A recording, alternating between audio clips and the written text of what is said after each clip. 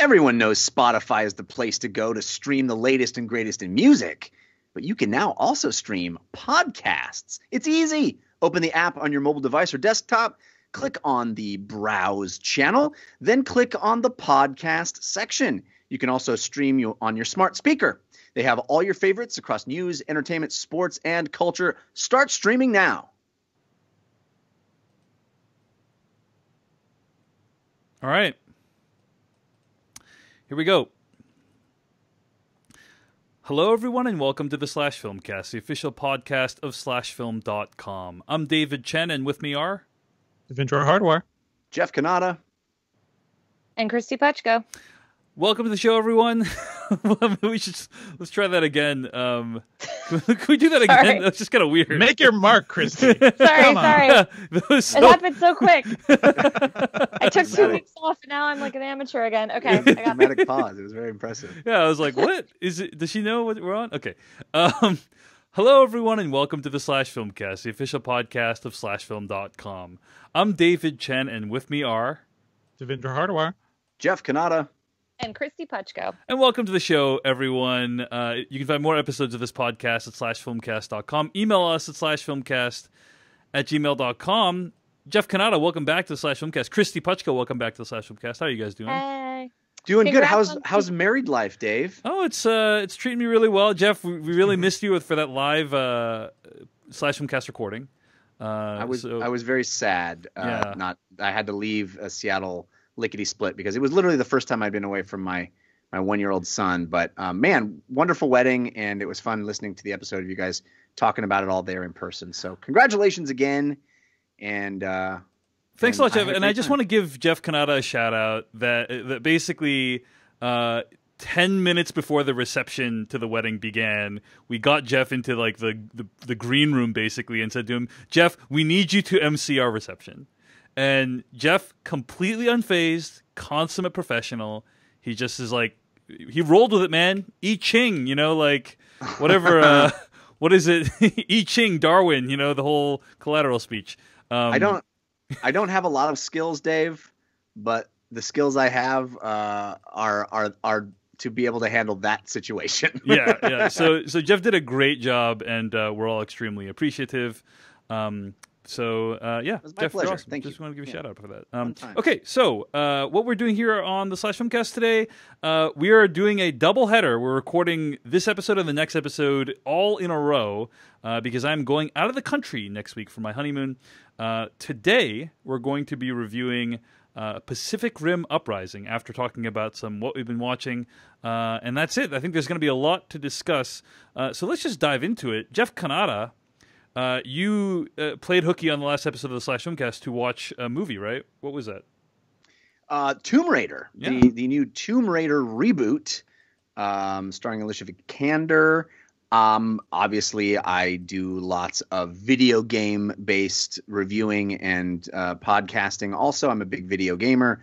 Have absolutely loved the most recent Tomb Raider games. There's 2 of them, with a 3rd that will be unveiled just in the next couple of weeks now. And those were a reboot of the Tomb Raider franchise, a much grittier, grounded version of the classic, crazy third-person action adventure game. And this seems to have been influenced by those rebooted games. In fact, the second Tomb Raider game, which his name is escaping me right, Tomb Raider Rise of the Tomb Raider. Rise of Right. the Tomb Raider. Yeah, was my other show, DLC's Game of the year it was released. It was our official Game of the Year. So very much, think very highly of these games. Yeah, the new Tomb Raider games are pretty great. They're fantastic. I've played them as well. And at the same time, we have very rarely seen anything approaching a good video game movie, right? This is correct. Yes. I mean, I believe, isn't Alicia Vikander married to Michael Fassbender? I'm not up on my They are. gossip. Yeah, so I they think got married. They got secret married in Italy or something. Secret married a few months ago, and Michael Fassbender just starred in Assassin's Creed. I know that movie seems like a distant memory, but it did happen recently. Oh my gosh. The assassin from Assassin's Creed is married to Lara Croft? That's correct. I know. Crossover. It's crazy. Crossover. They I say that feel the like we're forgetting Lara Croft Tomb Raider: The Cradle of Life, which Yes, we was a are. movie Yes, we are.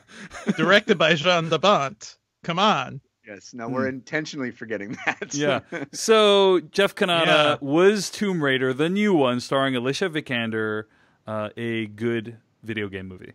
Oh, that's the wrong question to ask, Dave. Well, it's a question I'm asking. I'm the moderator, Jeff, so get in Yeah. line. No, I'm just joking. What is the right question? I would say I had a lot of fun with it. I really enjoyed my time with that movie. I would not qualify it as a good movie. In fact, I've gotten into some pretty heated debates with some friends who also saw the movie and vehemently hated it. I just had a good time. I had a good time watching it. I thought it was not offensively insulting to my intelligence, and it was fun, and it really, I think, paid a lot of homage to those new Tomb Raider video games. They borrowed a lot of stuff from the video game, but it didn't feel forced. It didn't feel like the first person moment from the Doom movie or whatever. It was, it melded into the story very nicely, bits and call outs to video game moments. And the action sequences were fun. There are things that I would have changed. I found the ending to be really fun and satisfying. The explanation, the big explanation for what we were investigating in the tombs, I found to be pretty satisfying. It's interesting because, if you map out the trajectory, this is like it's derivative of a derivative of a derivative of a derivative, right? Because ultimately, Tomb Raider is derivative of Indiana Jones movies, right? It was trying to be, the original Tomb Raider games were trying to be, give you that Tomb Raider, Raiders of the Lost Ark, you get it. And then Uncharted was derivative of the Tomb Raiders, but it kind of reinvented it and grounded it and was better. And then the new Tomb Raider video games were derivative of Uncharted, which in itself was derivative of Tomb Raider, which was derivative of Indiana Jones. And now this movie is derivative of that new Tomb Raider. So it's like 12 ghosts removed of anything original. And you feel that, right? I mean, the movie is very much feels like it lifts whole cloth beats from Last Crusade and other things. So to answer your question, I do not think it is a good movie, but it is a movie I found myself enjoying and having a lot of fun with. I don't think it lifts the video game curse per se, but I had enough fun with it that I didn't overtly dislike the experience. I had enough fun with it that I didn't overtly dislike the experience. So many pull quotes. PR is definitely going to contact you. We'd like it for the poster. A pull quote that rolls trippingly off the tongue. Congratulations, Jeff. There's going to be a lot of ellipses in that one. ... Do you have a favorite video game movie? And I'm talking about a movie based on a video game. Like, I'm not talking about Hardcore Henry or Live, Die, Repeat. Like, video game based on a movie. I would definitely much prefer those two because they feel like video game movies, right? Or even I would probably put Wreck-It Ralph in that Love place Wreck-It too. Ralph. Which it has the spirit. Oh my God, Jeff, we agree on a thing. Yay! Another thing. Yeah, high five. I think those are much better examples of how the spirit of video games can work in a film. But films based on video game IP have been pretty much universally bad. I guess the only one that I think is fun, and it's only fun because, or not, I mean, this one was fun, but is only successful, I think, because it gave up any pretense of being more than a B movie, is the original Mortal Kombat film. And I genuinely think that was that thing was blast. a phenomenon. Like, that soundtrack was great. Oh yeah, and the special effects were good at the time. They definitely don't hold up, but I remember having so much fun with that movie because it was like mind blowing at the time to see something that was in a video game like live action, with actors and stuff. Yeah. I saw that movie. I don't even remember which theater it was. Some theater. I saw it at midnight. We went to a midnight screening the weekend it came out. My buddies and I. And it starts that, if you guys remember the soundtrack, it goes, Mortal Kombat! How could you forget it? And the whole theater went bonkers, dude, when it did that. It was so much fun. Oh, man. I did karate in elementary school through high school, and that soundtrack like powered most of those years. Like it was just everywhere. You broke some it was bricks great. and sticks. Yeah. Yeah. Christy, I know Gamer is one of your favorite video game related yeah, movies. Gamer's good. But is there a movie based on a video game that you're a fan of? Ooh, oh man. I mean, no. Like I will watch over and over the Super Mario Brothers movie, but like I know that's not good. No, Like but- ironically, you're watching. Yeah, but it ironically. is such a Here's the thing, batshit and I insane feel like this movie, is right? where yeah. I like movies ironically. I just accept that I sometimes have bad taste or like a bad movie. Like I It's don't. a wonderfully weird movie. Like that's just such a Yeah. perfect 90s thing. Yeah. Like what's funny is I remember watching it when I was a kid and feeling like I just wasn't getting it. Like that when I got like old enough, it would click into place. And I kind of think what I love about it is no, it'll never make sense why that movie is what it is. But Bob Hoskins is amazing, and like John Leguizamo is his brother, because sure, fine, and whatever. And like I don't know, I have fond memories of that movie because I think it used to play on like USA like kind of all the time. So I think I was just watching it constantly, and I was at that age where like you don't understand that movies can be bad, so you just keep watching them.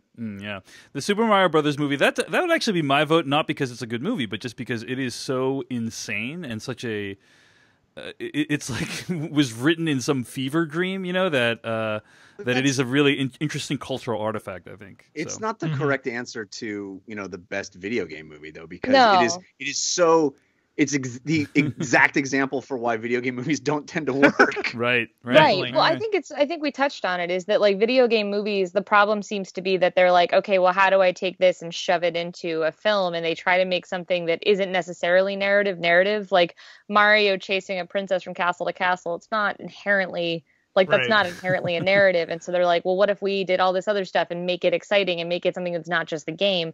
Whereas like things like Wreck-It Ralph and Live, Die, Repeat and Hardcore Henry take elements of a video game and build a narrative around that. And it makes for, I think, much more inventive storytelling. We're And shout also out getting for to the point. Sorry. We're also getting to the point now where video games themselves are more cinematic. So I think, I mean, I was hopeful that Assassin's Creed was going to be the thing that broke the curse, and Tomb Raider. I mean, the new Tomb Raider video games are very cinematic and tell really cinematic stories. And we're going to see an Uncharted movie, evidently. And the Uncharted games are basically long films. So it's going to happen at some point because it's just converging.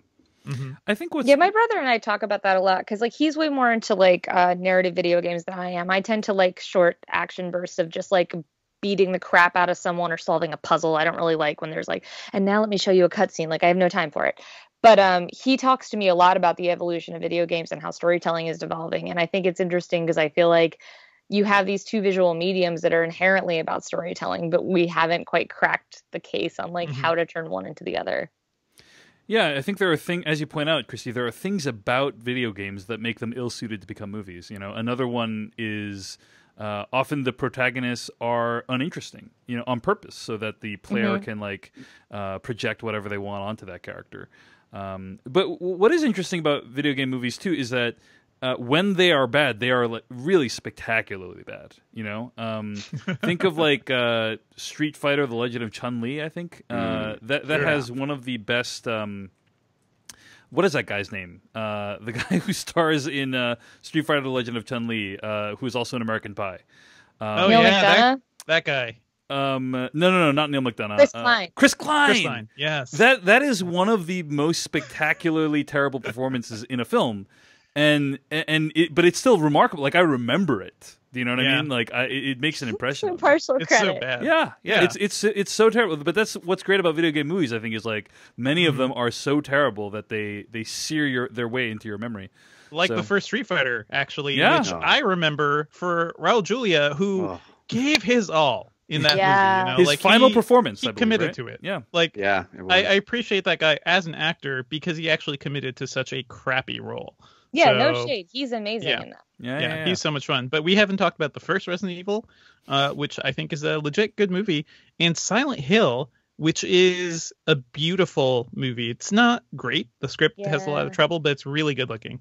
All right. Well, those are some of our votes for best video game movies. But Jeff Kanata, it sounds like Tomb Raider, which is out in theaters now, was okay, right? It was fun. I had a was good fun. time. All I right, enjoyed it. very cool.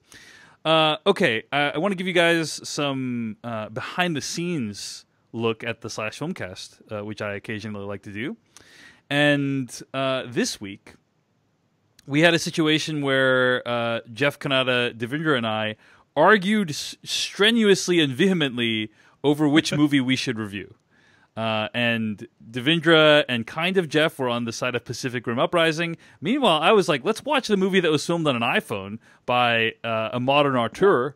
Which I do want to see. Steven Soderbergh. It's called Unsane. And ultimately, I was shouted down to review. Well, You were not Dave shouted was down. like- We Dave was democratized. We Yeah, democratized exactly. the process, Dave. Okay, we did. You we did. wanted to bring it to Twitter, Dave, and this is what happened. Okay. I don't know if I wanted to bring it to Twitter. I wanted us to vote in my way. But anyway, Christy, fortunately, you have actually seen Steven Soderbergh's Unsane. I have. And so here's my question is, should we have reviewed Unsane instead today, instead of Pacific No. Uprising? Not even a little bit. Oh, No. really? Wow. Yeah, okay, so here's the thing. Unsane, yes, it's the movie shot on the iPhone 7 Plus.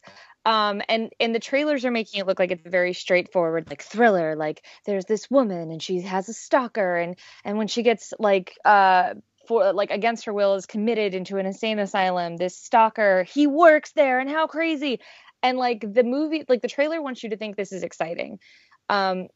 Soderbergh does his best to make it as boring as possible. And I was really annoyed and upset about this because it's basically like a Lifetime movie that he bled any like theatricality out of. And I don't say Lifetime movie as like a slam. Like a lot of people say that when they mean like, oh, it's like a dumb like melodrama. Like, no, I watch Lifetime movies. I appreciate the art of a Lifetime movie. But the thing is that in a Lifetime movie, you typically have like, you know, a woman who is trapped in a scenario where like the system is failing her and she's racked with self-doubt and like she's like, you know, am I under threat or am I not? Do I have a stalker? Is he here? And like all that stuff plays very much into that realm.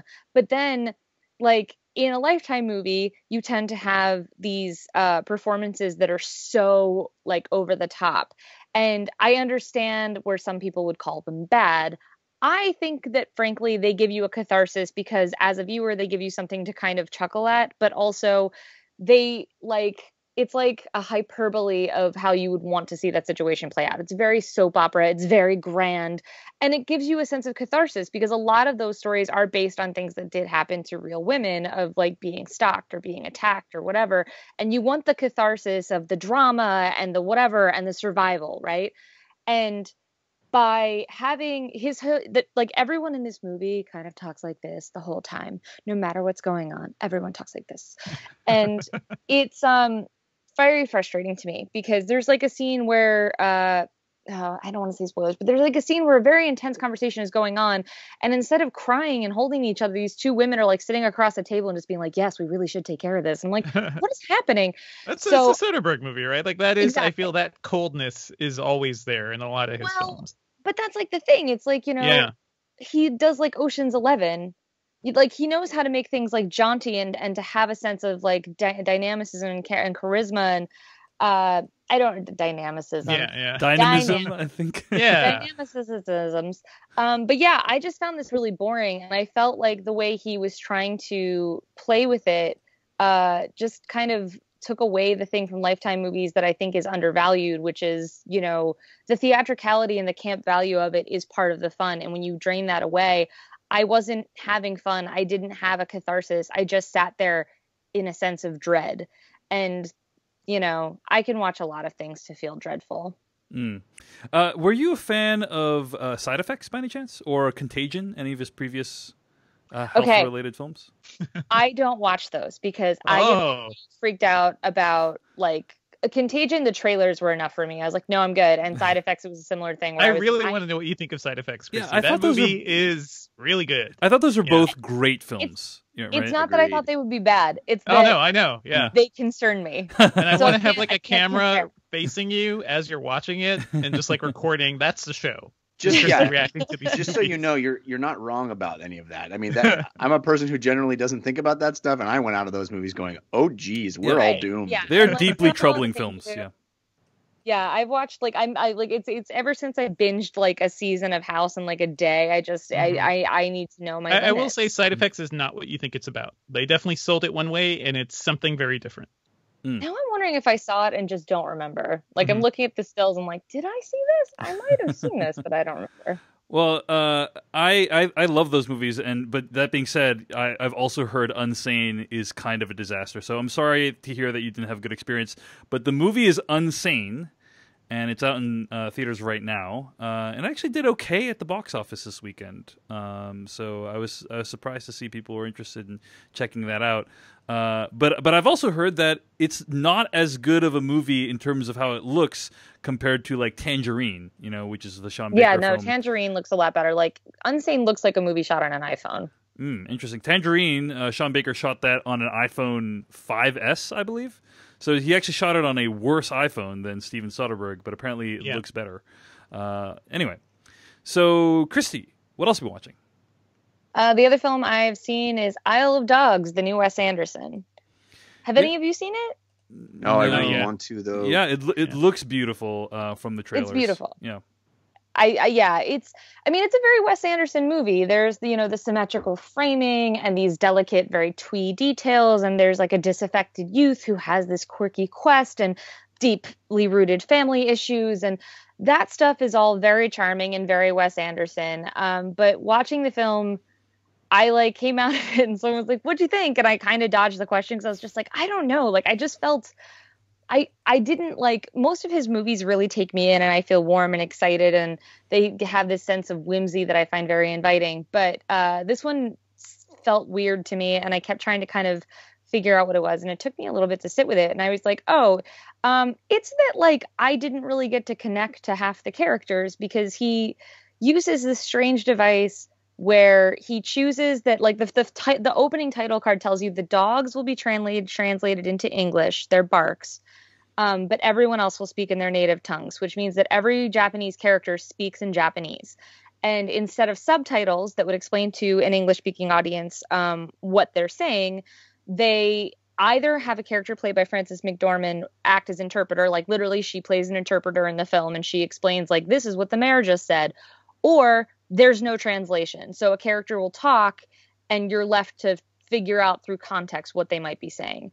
And it creates an inherent distance between the characters because this isn't like watching a subtitle movie where you're following along and maybe you're not getting all the nuance of what they're actually saying, but you at least get the broad strokes. Like in this, there are huge sections of the film where you don't know what the characters are actually saying. And so I connected with the dogs. The dogs were very sweet and they spoke English, so I understood what they were saying. But like Atari, who is the little boy at the center who is searching for his dog, there are huge sections of the movie where you just don't know what he's saying and you are left to guess. And it created this distance that made me very uncomfortable watching the film. And I tried to touch on that and touch on why I thought that was troubling in my review for Riot Material. But I think Angie Han did a much more insightful job of figuring out kind of the problem with this. She wrote a piece. I know I wrote down what it was called. She wrote a piece called "Why is Wes Anderson's Isle of Dogs set in Japan? We're not sure either." And it's on Mashable. I highly recommend it because she kind of gets into the whole idea of, is this appropriation? Because effectively it's set in like a futuristic dystopian Japan. And I know a lot of people are getting annoyed at the idea of like, well, why can't he set his movie wherever he wants? And it's not, he totally can. And I don't think he's set out to be disrespectful, but there are just the way he implements Japanese culture into the film. There's just a certain tone deafness that I think just made me very uncomfortable because you're not watching a film about Japan. You're very clearly watching a film about Japan through the eyes of a white American. Right. And, I appreciate you describing kind of how the translation happens in the film because a lot of people have said the effect of that is to other the Japanese characters in the film. Yeah. Right? That like somehow you can relate more to the dogs in the film than the Japanese people in the film. Right. And there's an American character too, and that's kind of a problem too. She's introduced later on, the little blonde girl you see in the things, and she speaks English the entire time, even though she lives in Japan, so in theory she can speak Japanese. It basically creates a white character to pull focus from all these Japanese characters that you've been spending time with. It's it's frustrating because it feels like it gets in the way with what he's trying to say. But to explain all that, I would have to go into a lot of spoilers, so I'd rather not do that. I would recommend that if you're interested in this topic, look for Angie Hahn's piece. Angie was a guest on the on the podcast for the Wrinkle in Time episode. She's a friend of mine, and she's also, I think, just one of the best film writers out there. And she wrote a really great piece explaining kind of why this is troubling, because it's not just using Japan as set dressing like a lot of films do. There's like a more involved, complicated political thing going on here. And so, I've read a lot of people saying like, yeah, that they thought the movie was beautiful and cute and everything, but that this kind of treatment of this culture left a bad taste in their mouth. Would you describe your reaction as similar, that like you liked and enjoyed the film otherwise, but that because of the cultural appropriation or however you want to call its problematic issues, that it left you not feeling great about your feelings about the movie?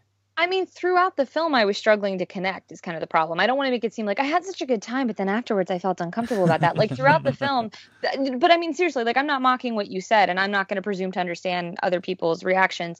But for me, it was like throughout the film, there were parts of the film where I was like, oh, I'm really engaged. And then there were parts of the film where I was bored or where I felt like I couldn't emotionally connect what was going on. And it's because there is this inherent distance in the way that he created the film. And I find like that's, because it's like a lot of his movies where he jumps around to a bunch of different characters, but because you can't actually understand some of the characters, there's a gap there.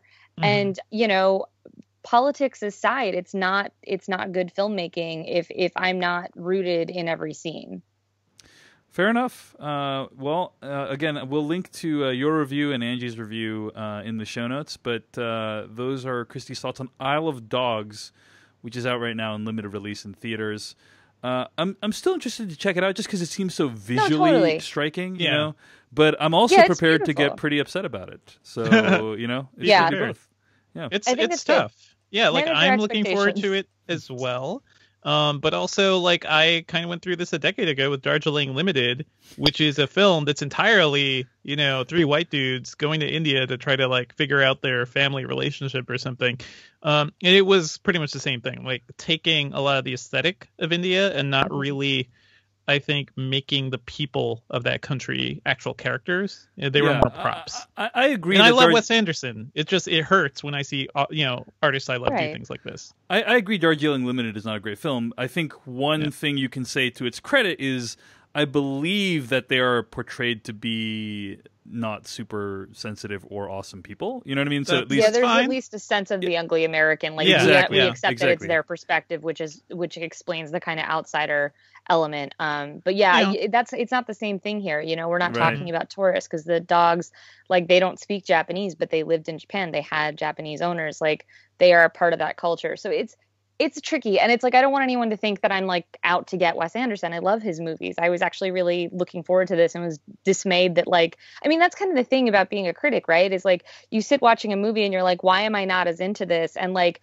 where if you're just watching it for fun, you can just be like, all right, well, I'm just going to set that movie aside and I'm, whatever. Like, you may watch the whole thing, but you don't have to respond to it. But like, my job is to figure out, like, okay, why was I not engaging? What was bothering me? Like, why did this movie not hit me the way I hoped it would? And I think that, that it's because there's a conflict in the way he chose to present this story. Yeah. Well, guys, I appreciated all that discussion, but do you know that what the biggest difference? I'm so excited to learn. Between dogs and humans is? Tell me, Jess. Yeah. Dogs don't have to wear clothes. I think they actually do wear clothes in Isle of Dogs, don't they? They said don't have to, Dave. They don't have to. It's a choice. Yes. I get it. Yeah. Okay. I do have to wear clothes, but like a dog. I mean, technically you don't have to either, but okay. You sound so bitter. I don't like wearing clothes, but now I do. Guys, it's not that I don't like wearing clothes. It's that I hate shopping for clothes. I actually really enjoy looking good, just like dogs do. They love looking good. You can tell when a dog's all preened and good, and maybe he has little dog pants. I love looking good. I want to preen. I want to show off my haunches. But the problem is I hate shopping. I have hated it since I was a little kid. My mom used to get so mad at me because I just had no patience. I didn't want to shop. I didn't want to do anything.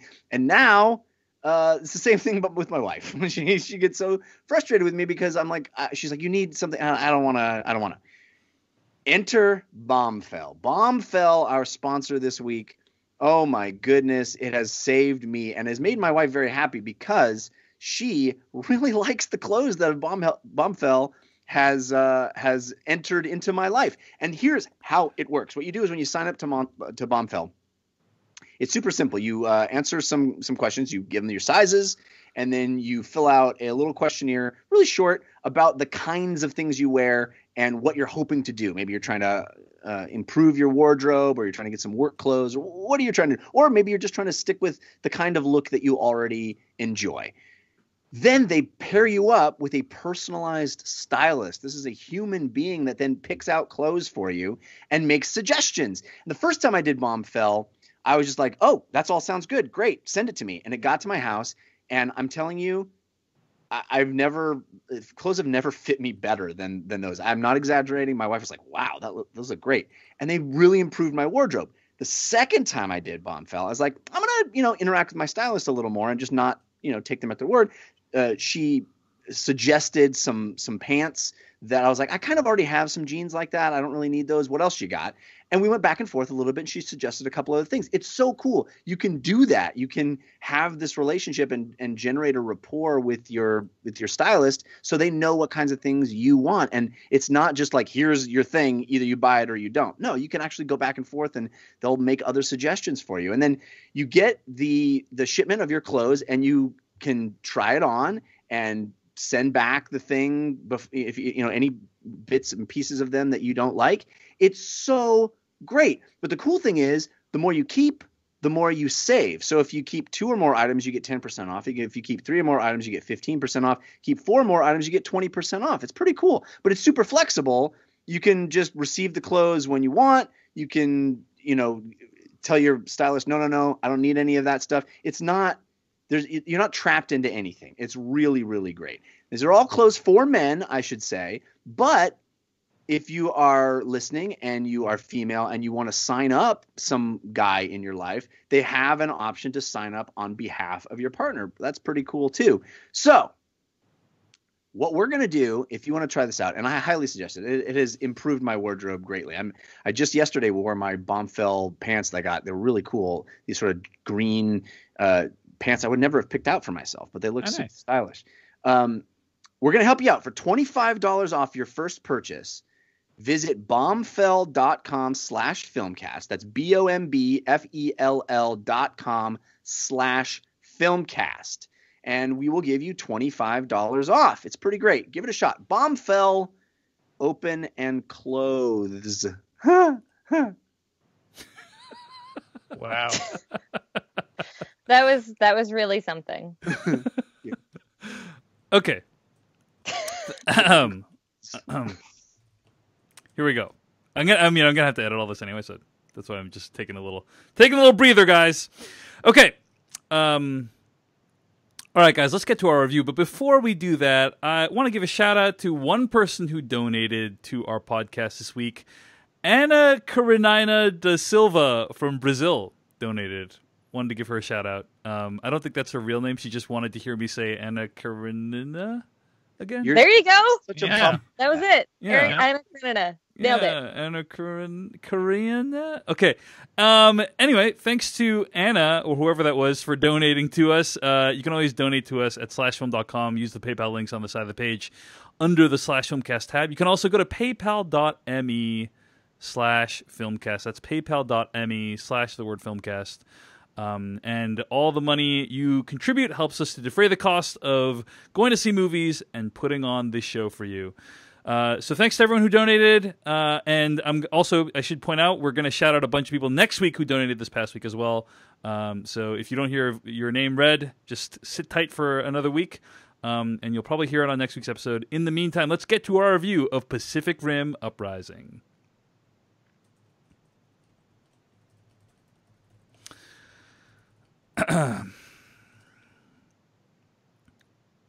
That was from the trailer of Pacific Rim Uprising, the newest film by director Stephen DeKnight. It stars John Boyega, Scott Eastwood, and I want to say Kaylee Spaney? Nailed it. Yeah, I'm just nailing the names left and right these days. Here's the plot summary from IMDb. Pacific Rim Uprising is the heartwarming story of a film that only made enough money because of the Chinese market, so they put a bunch more Chinese characters in this one. Oh, I'm sorry. I'm just reading from my notes. Sorry. The IMDb list. Sorry, IMDb. Jake Pentecost, son of Stacker Pentecost, reunites with Mako Mori to lead a new generation of Jaeger pilots, including rival Lambert and 15-year-old hacker Amara against a new kaiju threat. So, of course, this is the sequel to the Guillermo del Toro written and directed film Pacific Rim. I think you mean Masterpiece. Yeah, that's a movie that I think we all enjoyed. Christy, were you a Pacific Rim original fan, or did that really... I liked it fine. Yeah. I gotta say, I think I probably liked it the least of everyone here.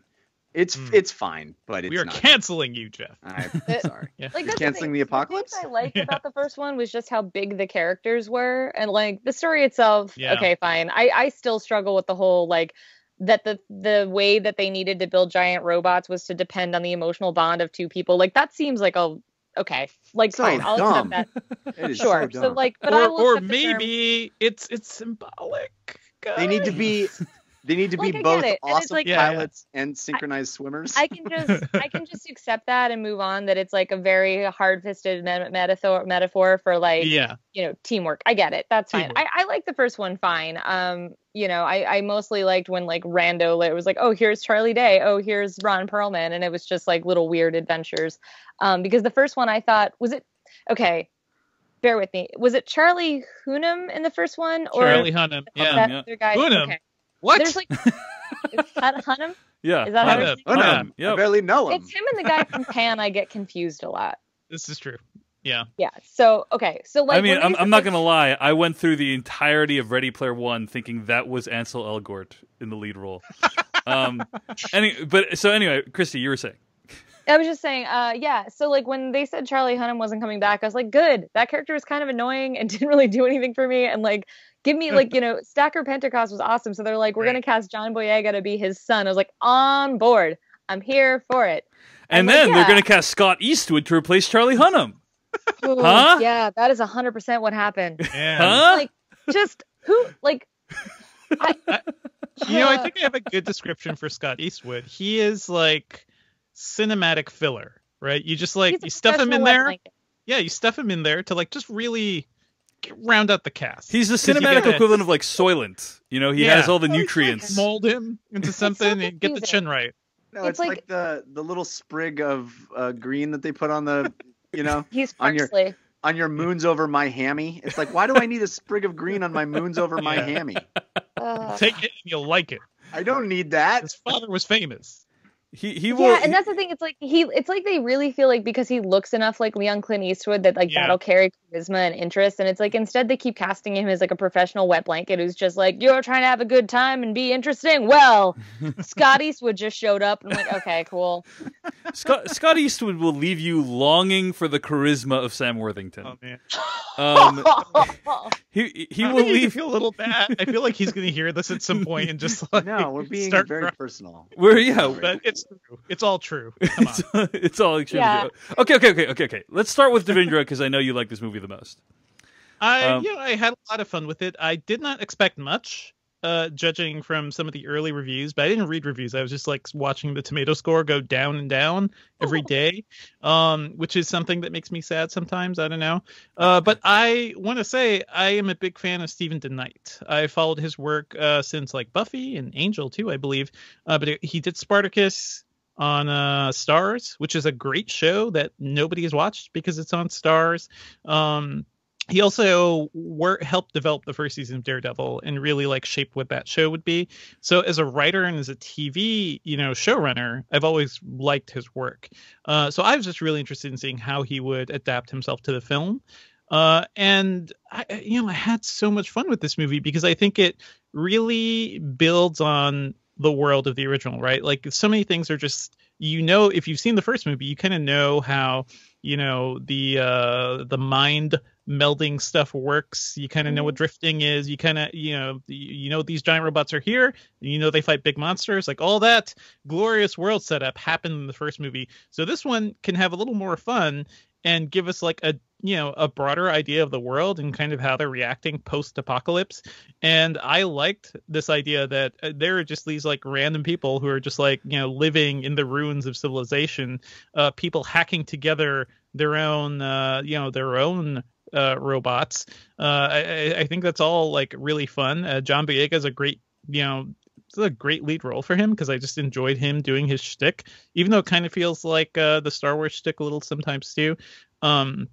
I thought the visuals were quite good. Dave, I saw your tweet where you, annihilated the special effects of this movie, and I never got that sense. Like, I actually got the sense of scale, like as the monsters and the robots are, roaming through cities and smashing through buildings, I really felt it during some of the action sequences. I love that they kept the like lumberingness of the action there from the first movie, because these are big things. So if it's taking like a swing at something, right, you see it kind of coming from a mile away. You feel the gravity and weight of those giant creatures and the robots. And there are some points too where I think he has a lot of fun with visuals. There's one shot that's in the trailer where the young hacker girl, Amara Namani, where the camera just kind of pans around her as like chaos is happening around her. So there's some beautiful stuff here. I don't think it's as artful as the original film. I describe it as like Saturday morning cartoons. And I love Saturday morning cartoons. It's kind of the stuff I grew up watching, and it kind of evoked that same sense. I even saw a little nod to other giant robot franchises in this movie. But I think Pacific Rim, the original, Del Toro was going for something even more. He was going for he was definitely going for kaiju films, but he was going for like big robot anime as well. Like there was a lot of Neon Genesis Evangelion in there. Like he was just trying to, I think, while having fun with the cheesy genre, also trying to elevate a little. Whereas this one, I think, is fine, just having fun and being a little comic booky. I can understand why people aren't digging this one as much, but as far as like giant robot movies go, where they fight monsters, I have a lot of fun with that. And to me, like this is much more fulfilling than any of the Transformers films, where I never connected with the characters. The action got consistently worse. This is a movie that has fun with its premise and knows exactly what it is, and I kind of appreciate it for that. I have so much to say in response, but first I'm going to turn it over to Christy Puchko. Christy, take it away. I liked it fine. Like, it's interesting because like you guys are talking about the action, and I'm like, yes. I saw it yesterday. I don't remember most of the action. It's honestly, okay, I think it's just a thing of like, to me, the color palettes of the monsters, I just can't tell them apart at a certain point. And they spend all this time with Amara in the beginning where she's like, oh my gosh, that's such and such robot, and that Jaeger does this. And I was like, cool, so we're going to see all these special powers. But it felt like by the time that actually happens, it was just a tangle of action and stuff. And I was like, oh, okay. Like what worked for me with this was I like the characters. I thought that John Boyega as this kind of Han Solo type, like he's much more like arrogant than Finn. And I thought that was really fun. And I like the way like he repeatedly calls people sexy in this movie. And I'm not mad at it. It's like funny because he's like telling he's like, yeah, well, you're really good looking, so you need to like learn to deal with that. And it's like he's not hitting on the person. He's just like trying to give them a pep talk. And you're like, Stacker, you might want to Stacker Jr. Like, it's kind of a creepy coach thing, but yeah, it's good. Yeah, but it was kind of funny. And then it's like at one point he's like complaining about Clint Eastwood's son, and he like refers to, he's like, he's so good looking or something. And it's just like that stuff I really thought was fun. Yeah, he's so sexy. And it's like, yeah. And then like Amara I thought was really fun. I like the idea of that. I like the idea of this girl who like was challenging the norm and who was like, I'm gonna, build my own Jaeger, which is like something introduced in the first act. That is not a spoiler. I feel like it's also in the trailers.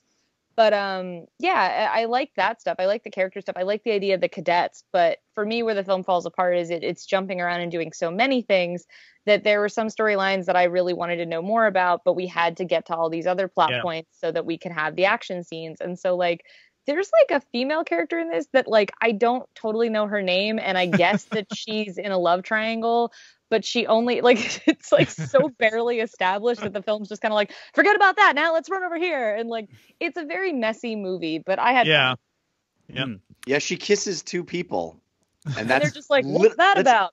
Literally the only thing you know about her. And she like builds. She's like a mechanic, maybe. She's the mechanic. you, yeah, she's you a don't know mechanic girl. anything other than she kissed both of them one time. All right, Jeff Kanata, I want to talk about like the insane plot of this movie and spoilers, but Jeff Kanata, your thoughts on Pacific Rim Uprising? Well, yes, we definitely need to talk about that. But I believe that I can tell you everything you need to know about this movie by just dissecting the title of this movie. Okay. Pacific Rim Uprising means nothing. It means nothing. What is uprising? What's rising up? Anything? Is there anything uprising about this movie? Well, technically, who are uprising? Some things did technically, uprise. some things did uprise. You know, Yeah. so, Did they? Yeah. If you're going to be literal, Jeff, we're Yeah. going to take you on the literal. Like, yeah. Yeah. There The was a title big was the uprising least happening. terrible thing about this film. Come on, I Jeff, found it to be one of the most terrible things. It is as banal and non-specific, and it's just like this thing that they painted on, and I feel like that's the whole movie. I feel like I agree with Devendra that there is a Saturday morning cartoonness to this whole idea. It's giant robots punching giant monsters. That's the Pacific Rim franchise. But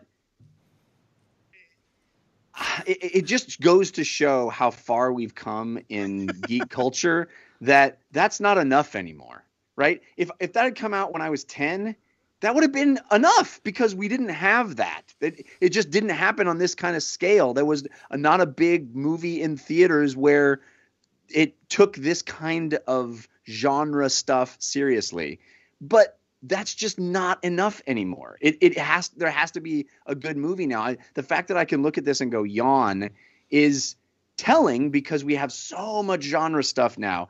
And this movie is ridiculous. It even, by the time we even get to giant robots punching giant monsters, we've been watching this movie for like an hour and 45 minutes.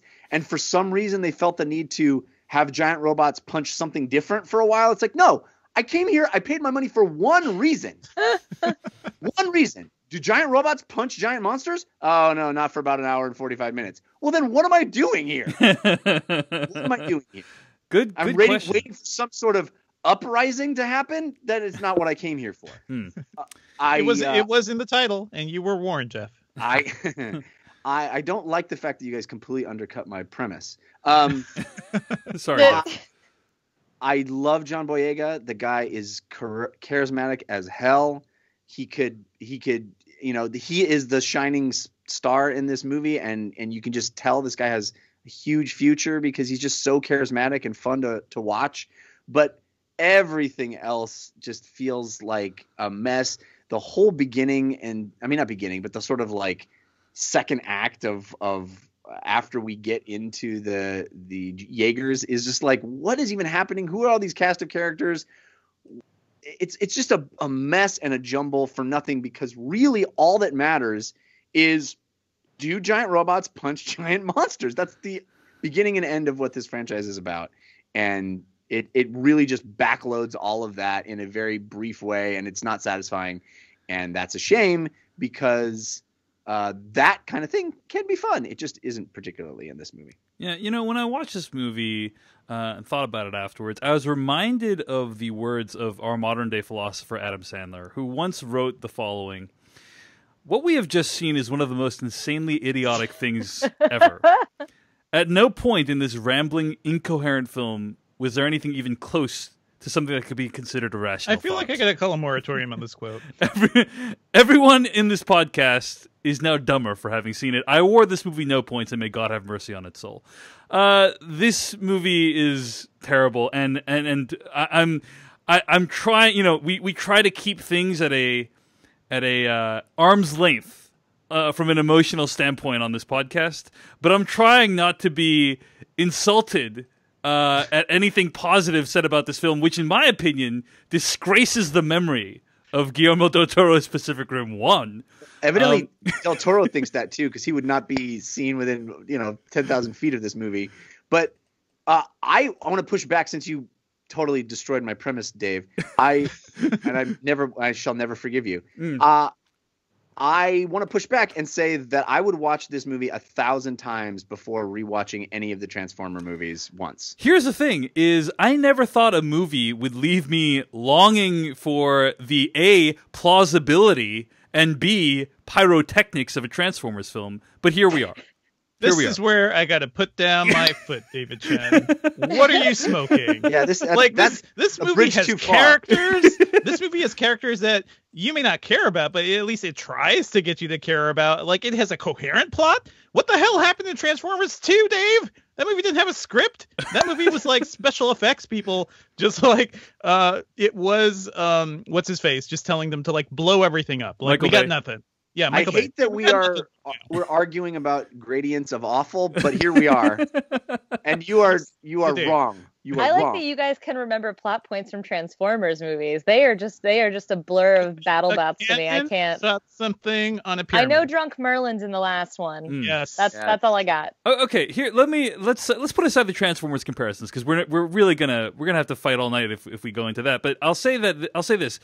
I went back and rewatched the opening parts of Pacific Rim 1, and it is just so apparent like that there is a vision there, and that the way the machines, the Jaegers, move feels so much more authentic in the first film. Like, they move like these massive lumbering machines that you would need two people to operate, whereas in this film they feel a lot more like how Mighty Morphin Power Rangers look when they're, in the midst of a big city. There's no weight or heft to these machines. I want to just quickly just do a sidebar about the whole like need two people to operate them thing, which, like Devendra said, we all grew up on 80s cartoons, and we understand how you have to have 5 drivers for the Voltron. Right, you have to have several drivers for your Shogun Warrior. I get it. I was raised on that stuff. It makes no sense that the two drivers do the same thing at the same time. That the fact that they're synchronized swimmers, like, why not have left brain, right brain, guys? Come on. No, work with me here. I actually do want to intervene here because I actually thought that the element of as much as I think the neural bridge thing, I'm like, okay, like I just have to hang on to that because that's your premise. We're going to go with this. But what I thought was cool about this one was in the first movie, like the action felt very video game, and that it was like they're watching on a screen what's happening, and they're in those big heavy rigs, and it felt very disjointed. Like it felt like you're in the action of the kaiju versus the Jaeger, and then like it, like even though they're in the Jaeger, it feels like, and then remotely there, it's just like, why are they in there? It seems so I remember Guillermo del Toro talking about this, and like the way he positioned the camera and everything for the original film was like he wanted to feel like it was actually a camera that was somewhere that was actually shooting these things, whereas this movie has the free-floating kind of CG style, like where the camera's just going everywhere and looping around, and it's all over the place. Well, right. It's a very different look, but yeah. But beyond that, it's also that now they're not in these big heavy rigs anymore, and they can be more like they get to move and jump around in a way that's like I think embraces the action a lot more, and also it's like they basically interact with 3D holograms within the Jaeger body, which I think makes the action more immersive than it did from the first film. So there are a lot of, like, I'm not saying this is anywhere as good as the first film, but that element of the action I thought translated far better. Interesting. So the things that you liked more about this film, I hated more. I don't. I liked the fact that there felt like a one-to-one connection between what they were doing in the machine and what was on the outside of the machine in the first film. And like in this movie, yeah, it is much more they're dancing around and jumping around in that rig, and it just feels less weighty, like physically weighty in this movie. So I just didn't like the look and feel overall of the visual effects, and that was a big downside to me because, as Jeff indicated, you go to this movie to watch robots fight monsters, and I go to watch them fight monsters in slightly more realistic fashion than they were depicted here. But other than that, I think you guys have already hit all the points that are terrible about this film, which is that it seems bizarrely stuffed with a ton of plot for a movie that's supposed to be kind of a light romp. And it tries to do too much, but doesn't really do anything particularly well, unfortunately. There is this whole love triangle plot that you guys point to. There's a Stacker Pentecost trying to live up to the legacy of his father. there is this other plotline with all these cadets, right, that Amara is with, and all them bonding and rising up together, and really none of that connected. I just don't feel like any of those plotlines were given their due. And in the end, it's you go to see good action, and as Jeff pointed out, like the action's not that great, and if not action, then you go for this emotional connection with these characters, and none of that existed as well. I will say, one of the great things I liked a lot about Pacific Rim is the relationship between like Charlie Hunnam's character and Mako Mori. I liked that it was not a romantic subplot, right? Like they don't kiss at the end. It feels like we commented on this in our review of this film 5 years ago, but like it does not feel like a shoveled in romantic subplot. Like there is like this mutual respect and this friendship there, and that felt really different and fresh. And this movie basically does the complete opposite. It shoehorns in this really poorly executed love triangle that just is very ill-advised and completely unbelievable. It's like when they first introduced it, I thought this isn't a love triangle, right? It's too awkward. And then they just kept doing it, and I was like, no, like I don't care, and you're spending so much screen time. But it's like there's no purpose for it, but it feels like they the movie already shot itself too much makes to fun cut of that. Like that's I think the movie itself makes fun of the love triangle, like as it's happening. Sound that Christy just made, where she's like, that's how I feel about what you just said, Devindra. Okay. I don't feel like there is that much that self-awareness. Was confusing. Was not a funny response to whatever was happening there. And we all know the real love triangle. The real relationship is Scott Eastwood. Like it's those two. Like they're just in love with each other and they're trying to figure this out. I wish. Here's the thing. I wish that they had found like a Poe Dameron for this franchise. Like not necessarily Oscar Isaac, though I wouldn't have been mad at it. But like find someone who has this weird spontaneous charisma where when the two of them are around each other, you're like, I don't even care what happened. Like I just want them together. I don't need to know the backstory. But they're like, here's fun John Boyega. Here's Scott Eastwood, everybody. And like it's just every time they're having a conversation, I'm just like, I don't care. Because like we all like it's just such bad storytelling because everybody thinks that Lambert, pardon me, the character that Scott Eastwood plays is just lame and annoying, and he's just like, I'm by the book, and blah, blah, blah, and everyone's supposed to think he's terrible. It's not interesting dramatically at all, and they keep hitting that beat over and over where they keep fighting about like, I'm by the book, well I'm not, like cool. Yeah. Like it just feels like a waste of screen time when you have all these interesting things going on, and we can, if we're going to go into spoilers, we can talk about the other stuff, but like there's like stuff that they have to get to tie it to the first film. And that becomes like laborious, which is kind of why toward the end of the film, I was really just getting bummed because I like the idea of these cadets and like in a very kind of, what is that movie called? That Orson Card movie that came out. Ender's Game, yeah. Thank you, Ender's Game. It reminded me of Ender's Game of like these kids who were like, we're going to team up and save the world. And I like the idea of that. But like we spend so little time with them that you're just like, that's the angry Russian one. Like they don't get a lot of like depth. So I thought that was disappointing. Agreed completely. I mean, it could have been a much better film for a variety of reasons. If they had developed that a little bit more and kind of passed the torch on to Amara, So in this Dave, way. Yeah. Dave, you found nothing. Did you find anything interesting about Amara? Because I think they did a good job of building up her character, at least her relationship with. I'll say she wasn't terrible. I'll say she was not a terrible character, and I thought the actress who played her did a fine job. I just think in general, the casting overall is not in the same caliber as Pacific Rim 1. I mean, you have Idris Elba playing Stacker Pentecost, and in this movie, Jake says like, "I'm not my father. I'm not going to give you a speech," but then he gives a speech, and it's terrible in comparison to Stacker Pentecost's speech, and it's like, wow, you really compare unfavorably a fact which you just pointed out to me. So I just think like on a performance level, it's not as strong as the first film, and the look and the feel, I don't like it as much, and it tries, the Pacific Rim Uprising tries for all these kind of cheap gimmicks like this love triangle that you think is self-aware, but that I don't. And so overall, and the action is not that good. Like the set pieces, I don't think were particularly interesting. So I think this is like a total loss in terms of my time. So I want to throw out a thing that I feel like could have helped tie these stories together in a much more interesting way and ditch some of the backstory that we feel like doesn't work very well. If they had basically been like, let's take Pacific Rim meets the Mighty Ducks. it would have been amazing. I agree, because yeah. then you could have just been like, oh, John Boyega plays a character who like washed out and screwed up, but this is his chance at redemption if he can get these cadets in line.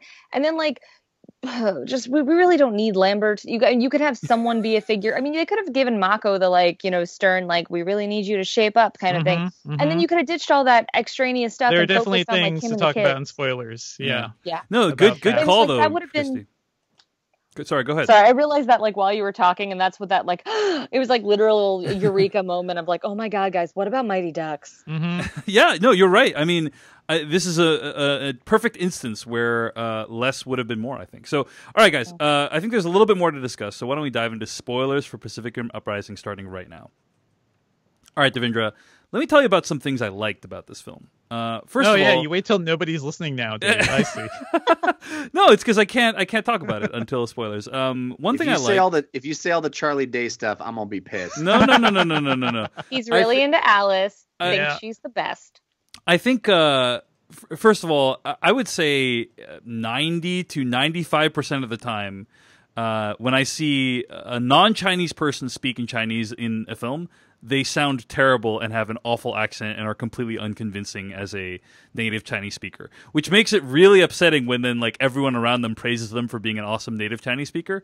That happens in like a ton of movies. Yeah. And in this movie, they're actually like Charlie Day plays a character who is actually called out on his terrible Chinese accent, which I really appreciated. So that's one good thing. But related to that is I did enjoy that they set up the Chinese woman to be the big bad, and it turns out that Charlie Day is the villain. So that was a fun reversal. So those are some and things.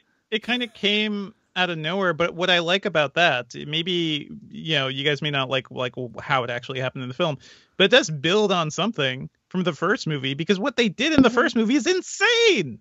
Like they drifted with the aliens. Like I do like that the idea that this you can build on something that actually happened before. And within the confines of this universe, like it seemed like a vaguely plausible thing. Like, oh man, they hacked his brain while this was all going on. Was a fun little twist. And how often do we get to see Charlie Day just be crazy evil scientist mode? That was a little different. Yeah. Sure. I just that I didn't mind the twist. Like I know some people are probably mad because they're like, "But he was so great in the first one." Whatever. It takes so long to get there. They have to lay so much groundwork. Yeah. And it just feels like it's really distracting, so that they can get to a twist that is like not like as soon as they introduce Alice, are we not thinking that's where it's gonna go? It is funny that she's talking about this drone army the whole time. She's so ridiculously evil the entire film. Like the drones, it's almost like this accident that killed a ton of people, was a good thing for me. Like she's so evil.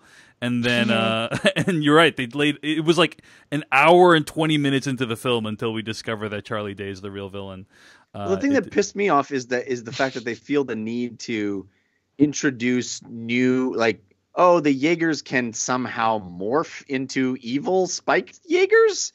That we have to the drone thing, like, though completely unnecessary. Not what we came to this movie to see. I'm not interested in watching They're robots still fight monsters, robots. Jeff. They're still giant They're monsters. Not really monsters. I They're love not the literalness of all of this. The title and man. the monsters. I don't know. And like Jeff is getting really hung up on labels.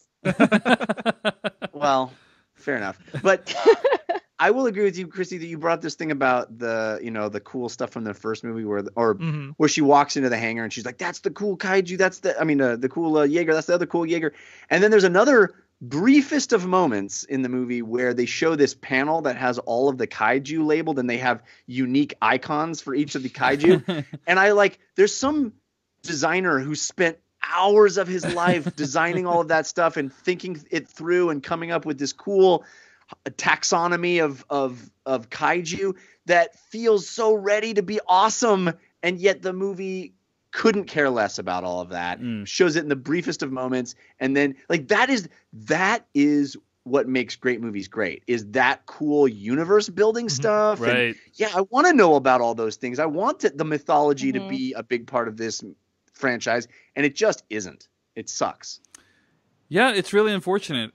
Speaking of things that suck, the final battle sequence I thought was really insane. So Charlie Day unleashes all these tiny little robot things, which, okay, thanks for introducing that concept earlier. And then somehow they're able to physiologically combine 3 kaiju into one. Is that what happened? Yeah. At the end? Yes. That's what happened. Yes. Yeah. I This mean, is the part you can't buy, Dave. well, it just is like, okay, so these nanobot things or whatever that you've never introduced, like they are able to like fuse kaiju. It's like not even a thing that was like dramatically. It's just a weird choice. I feel like It wasn't like set up anywhere. I could see that. Yeah, it it's felt also a little like bit like yeah. Go ahead, Christy. it feels like anime to me, where it's like, you know, it looks like they're going to defeat the villain, and it's like, oh, I've got you now, and then they just unleash something that like is in no way set up. And yeah, like the finale, I was just kind of like underwhelmed because, like I said, at this point, I was like, I just want to hang out with the characters, and now we're in this thing where it's just, and I couldn't like tell who was in what robot, so maybe that's on me. They really need like, yeah, that's the thing. I also, go ahead, Christy. Sorry, no, you go, Christy. I saw it on IMAX 3D because in New York, and I don't know if you guys had this trouble, or if Devendra had this trouble, it's actually kind of almost impossible to not see it in 3D in New York. Like I only saw like 2 2D screenings, and they were like in theaters that are like nowhere near me. So my options were like IMAX 3D or 4DX 3D, or like they were all these like padded ticket options. So that was actually kind of frustrating because, like, if I have my druthers, I'm just going to go 2D. And I don't know that IMAX 3D brought anything extra to this, which is kind of disappointing. I saw it in 2D, but yeah, you definitely have to fish around for specific screenings and whatever. Yeah. Can I bring up another point? Let's. There is a lot of hay made about figuring out. We spend so much time figuring out that we can use rockets to shoot the Jaegers closer to where we need them to be rather than helicopters. And it seems like the stupidest thing that anybody could care about. Like until, of course, the end, which it's all this elaborate setup for rocketing them into space for the last thing. But ostensibly, the guy worked so hard so that we could all get in our Jaegers and rocket to where we need to be rather than being helicoptered there. It just seems like the stupidest. We spend so much time in the movie working on that, and then they're all so excited that we can just rocket to where we need to go.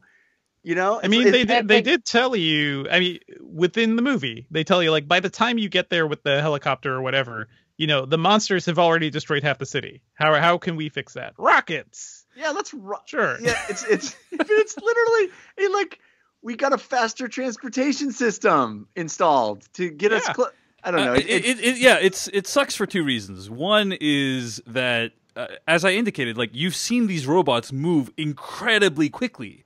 Like that's the thing. That's why I feel like in the first film, you know, maybe I'm remembering this wrong, but I did rewatch a significant chunk of it. That like they move like what gigantic robots would move like, which is like very slow and ponderously.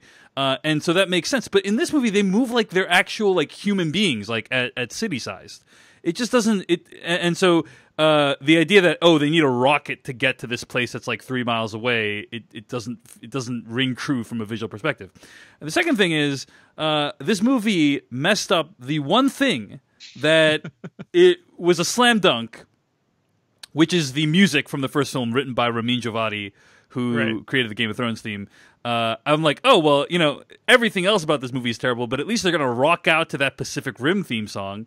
Wrong. The theme song is in like 10 seconds of this film, and it comes during this terrible montage that happens when they're doing that stuff that Jeff was talking about figuring out how to put rockets on the machines. And it's just like, of all the things to montage, I found it to be a bizarre decision. And then they play the music for like 5 seconds and then it's over, you know? It is great music, though. Yeah, it is great music. It's a kick-ass theme, and I'm bummed that they didn't use it more all Right. Although maybe I'm not. Let's all rally together. Get these and rockets also on Tom these... Morello, I believe, too. Like Tom Morello on guitars there. It's a fun theme. I'm glad you reminded me of that montage though, because that is really what made me so angry. Is like, this is the big climactic, you know, A-Team making the cool van into a cooler van, and literally the end result is we can get there a little quicker. It's great. Oh, speaking of which, all right, we have to talk about Mako Mori's death scene. Yeah. which was pretty This is bad. this movie's biggest crime. Yeah. Yeah. I mean, especially because as soon as they introduce her, you're like, cool, you're only being set up in this film so they can murder you. Like, it's obvious from the first frame. Right, and also when she's like, all you got to do is, she says to Jake, like, all you got to do is show up in your machine and stand there. And it's like, I lean over to my wife and I say, she's dead. Like, there's no way she's going to survive this somehow. So, yeah, she, for some reason, in her last moments, she's like smashing this iPad repeatedly to try to transmit this important message, which they don't even, like, like, why did she have this message? Why didn't she give it earlier? Like, never returned to again. But they were able to reconstruct it using a fractal algorithm. Yeah, no, that's true. That's a really important part of it. And then the best part is that after, like, the enemy Jaeger, right, the Jaeger that basically results in her death, that Jaeger registers that there's like 3 more Jaegers on the way, and he just turns around and walks into the ocean. And end of scene. Cut to Mako Mori's funeral. And it's like, Yep. Oh, I guess that explains everything. Like, Jaeger goes back into the ocean, and we were never able to find him again. This enormous machine that, it's just so terrible. And yeah, it is one of the movie's worst crimes, as you said, Devindra. Well, it's more because Mako was such a great character from the first film, Yeah. and I wanted to see her kicking ass. And she's basically in like a bureaucratic role. She loses the blue streak from her hair, which was such like a character defining thing for her too. Like, it's there's a lot. There's a lot going wrong here. Yeah. For some reason, it's like the film thinks it can't have like 2 interesting female characters at once. So it's like, well, we have Amara now, so we have to kill off Mako. Like, it feels really unmotivated, and it feels like they needed to write her out. So if they wanted to continue the franchise, it could be without her or something. And it just seems a real disservice to Rinko, because I thought she was great in the first one. Yeah. And like way more interesting than Charlie Hunnam. And then it's like, I don't know. I don't mind that they centered the new one on new characters, but it just bums me out that you're going to bring back the old characters to just treat them with such, kind of wasteful disregard. Agreed completely, Christy. Agreed completely. All right. Any closing thoughts on Pacific Rim? Any other insane parts that we didn't bring? Go ahead, Christy. Well, watching this, I thought about how, okay, I'm kind of bored. Okay, I like this part. I don't like this part. And like overall, like, it was fine. I didn't, need to write a review, so I got to kind of just experience it in a mostly just, let's go see what it looks like type of thing. All right. That was not a good thread. You get what I'm saying. But anyway, it occurred to me that watching the film, it's probably not for me, really. Like, it's probably like Super Mario Brothers, where it's for like the kids right now who like aren't really going to care about all these story stuffs as much. And I don't mean that because kids are like, not smart enough or whatever, but it's like their generation is like looking for, they're really interested in building things. And this movie is about that. Amara gets to build her own Jaeger, and there's a lot of stuff there for them. I think where the movie makes a mistake is it's trying to please them and also be like, oh, but we still need to pad all this other stuff in here. And it does like the Independence Day thing where it's going out of its way to like loop in all this other stuff. I just wish this movie had focused on like an audience instead of trying to appease everybody, because I think in doing that, it makes itself like fine, but not exciting. Well said, Christy. Go ahead, Definitely. Devindra. I do think like the first movie definitely benefited from Guillermo del Toro and his vision. Like, he knew exactly what he wanted to make, and it was a little idiosyncratic. It was a little weird, but that's what we love about him. And this movie kind of loses that a little. I think there's a feeling of like maybe more studio interference or more studio control over how this film was put together. And I think even The Knight said on Twitter that like, this wasn't like his ideal cut of the film either. And I'd love to know like what was changed down the line. But I have to say, like, to what you're saying, Christy, I saw it at a matinee screening. There were a ton of kids who were very excited to see the next gypsy robot, and they got amped up over all that stuff, and they liked the big action sequences. It felt like something that they could easily consume or enjoy a little more than us. And it sucks that we can't enjoy movies as much that way because we have critical brains and we gotta look at all this stuff. We've lost the wonder of soulless cash grabs by studios. It is incredible. I wish they had made that movie, though. I wish they had made that movie. I wish when Amari walks into that room and names off all the Jaeger, that was the feeling that the movie gave me. Right. I want Yeah. to feel that way. I'm like, oh my God, this is so awesome. That one and that one. And they have these cool interactions and powers. And oh my gosh, how is this one going to take down that monster? None of that is in the movie. That if they had doubled down on making a advertisement for a toy line, I think it would be a better movie. I mean, Yeah. if it had just been No, like, I hey, get what you're look, saying. Actually, look how cool all the different kaiju are. Look how cool all the different robots are. Right. But Yeah. it's not even that. Yeah. They should have pulled a Batman v Superman and had like a scene where Scott Eastwood sits down and watches all the kaiju on the monitor. With like cool little logos for all of them. Or even better, rip off a Suicide Squad where you break each of them out of prison and they all get their own little title card for no reason. Yeah. Meet Kaiju Slipknot, the man who can climb anything, and let's kill him off 3 seconds later. Okay. So Pacific Rim Uprising, Christy, I think you put you hit the nail on the head. I think this felt like a money grab. It did not feel like, oh, there was a really amazing story they wanted to tell in the Pacific Rim universe. It felt like, the studio wanted to make some money, and they brought in someone who could execute this movie competently. People have different reactions to how competently he did it, but it is unfortunate that the end result is not much worth talking about. So that's our review of Pacific Rim Uprising. Stay tuned to hear what we'll be reviewing next week. Find more episodes of this podcast at slashfilmcast.com. Email us at slashfilmcast@gmail.com. Our spoiler bumper comes from filmmaker Kyle Hillinger, and our theme song comes from adamwarrock.com. Christy Puchko, where can you find more of your work on the internet this week? I write on Pajiba every day, but you can find career highlights at decadentcriminals.com, including a bunch of stuff I did out at South by Southwest. And I'm on Twitter at Christy Puchko, KristyPuchko. How about you, Devindra? Oh, I'm on Twitter at Devindra, and I write about techitandgadget.com. Jeff Kanata? I'm on Twitter at Jeff Kanata, which is spelled with 2 N's and 1 T. Talk about video games on a show called DLC, which you can find at 5by5.tv/DLC. And I do a comedy science podcast called We Have Concerns. We'll actually be doing a live version of We Have Concerns at PAX East on Friday, April, I want to say 6th, 5th or 6th, whatever that Friday is, at 11 a.m. So if you're going to PAX East, please come see us. I guarantee some laughs and some fun.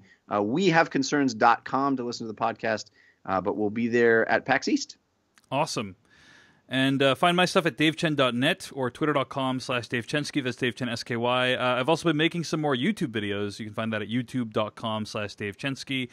And next week, we'll be reviewing Steven Spielberg's newest film, Ready Player One. So looking forward to that. I think we're going to have some really even more divergent opinions, if I had to surmise. So stay tuned for that. And thanks for listening to the official podcast of slashfilm.com. We're out. The worst part of Ready Player One is the title. Oh my!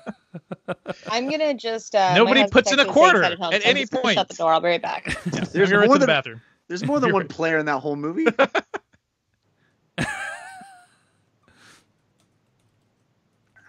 All right, we're all taking a break now. Yeah. I mean, they did. I'm not. Okay, I'm still here with you, I'll Dave. go take a break. Oh, Just like 30 seconds. all right. Chris, are you back? Okay, I'm back. I thought that was a great episode, guys, and Yeah. also we kept it at under 80 minutes. So we are on track to not hate ourselves tomorrow morning. Oh, I hate myself every morning. All right, I'm gonna use. You guys don't know me that well, so that got really dark. It's fine. I'm fine. We're good. Jesus, sorry. It's okay. I'll be right back. We are still broadcasting, just so you know. Yeah. Hi, live audience. My self-deprecating humor is upsetting. Yeah, I saw it at the IMAX yesterday. It was like maybe 6 people in the whole theater. Not the best environment. Kind of,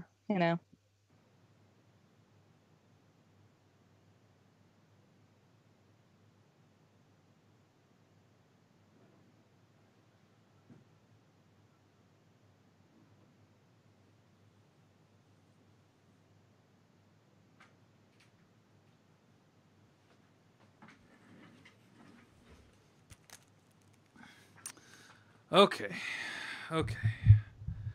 People in the chat are like, "We're doing another review?" Yes, we are. Yeah, man. Yes, we are. Strap in. Because Dave is devoted. We're making really good time. We might be done by like 10. I thought we'd be going till 11 tonight, so I'm in a really good mood. It's already midnight here. I have my water. I'm ready to keep it together. You're doing a great job. You're doing a great job. Oh, thanks. Yeah. I spent. All right, I'm going to confess something to you guys. Actually, I'm going to take us off the air before I confess this. Hey, people in the chat room, we'll be back in like 2 minutes. Okay, stick around.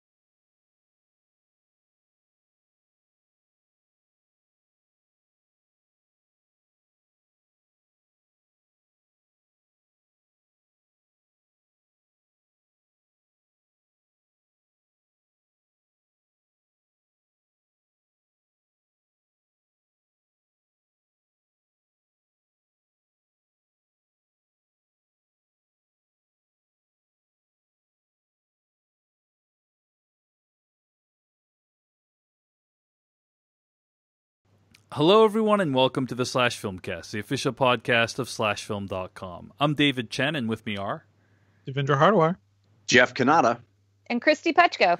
Welcome to the show, everyone. Find more episodes of this podcast at SlashFilmcast.com. Email us at SlashFilmcast@gmail.com. Today, we're going to be discussing some what we've been watching recently, and then moving on into an in-depth review of Steven Spielberg's newest film, Ready Player One, based on the novel by Ernie Klein. Lot of discussion and debate about this one out there, so really looking forward to diving into this with you guys. But before we get to that, let's talk about what we've been watching. Christy, you've been watching so many things. So let us know about a couple of them. Yeah, so part of the reason I've been away was I was at South by Southwest, and while I was there, I saw a ton of stuff. One of the things I was really excited to catch was part of their Festival Favorites umbrella, which means if it's a film that debuted somewhere else, but they love. And I saw Won't You Be My Neighbor, which is Morgan Neville's documentary about Mr. Rogers, of Mr. Rogers' Neighborhood fame. And I was nervous about seeing it because, like, Mr. Rogers is someone that I have almost a perfect ignorance of what his life was like outside of the show.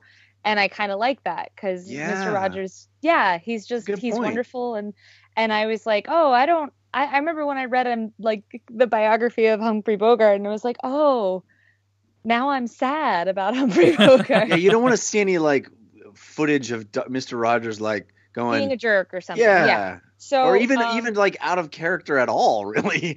Well, I mean, and that's kind of the thing that's amazing. The documentary is very much about how Mr. Rogers was not a character for him. He was like someone who had a deep understanding of children and how children can feel scared and lonely, and how he wanted to speak to them and create a space for them using television. And it's really interesting because it addresses things like in the past several years, we've seen things about Mr. Rogers on the internet where like there was that whole theory like, oh, well, he was actually like a Navy SEAL who killed a bunch of people and he has tattoos down his arms and that's why he wears the cardigan. Like that was like a popular like conspiracy theory going around Mr. Rogers, and they addressed that. It's not true.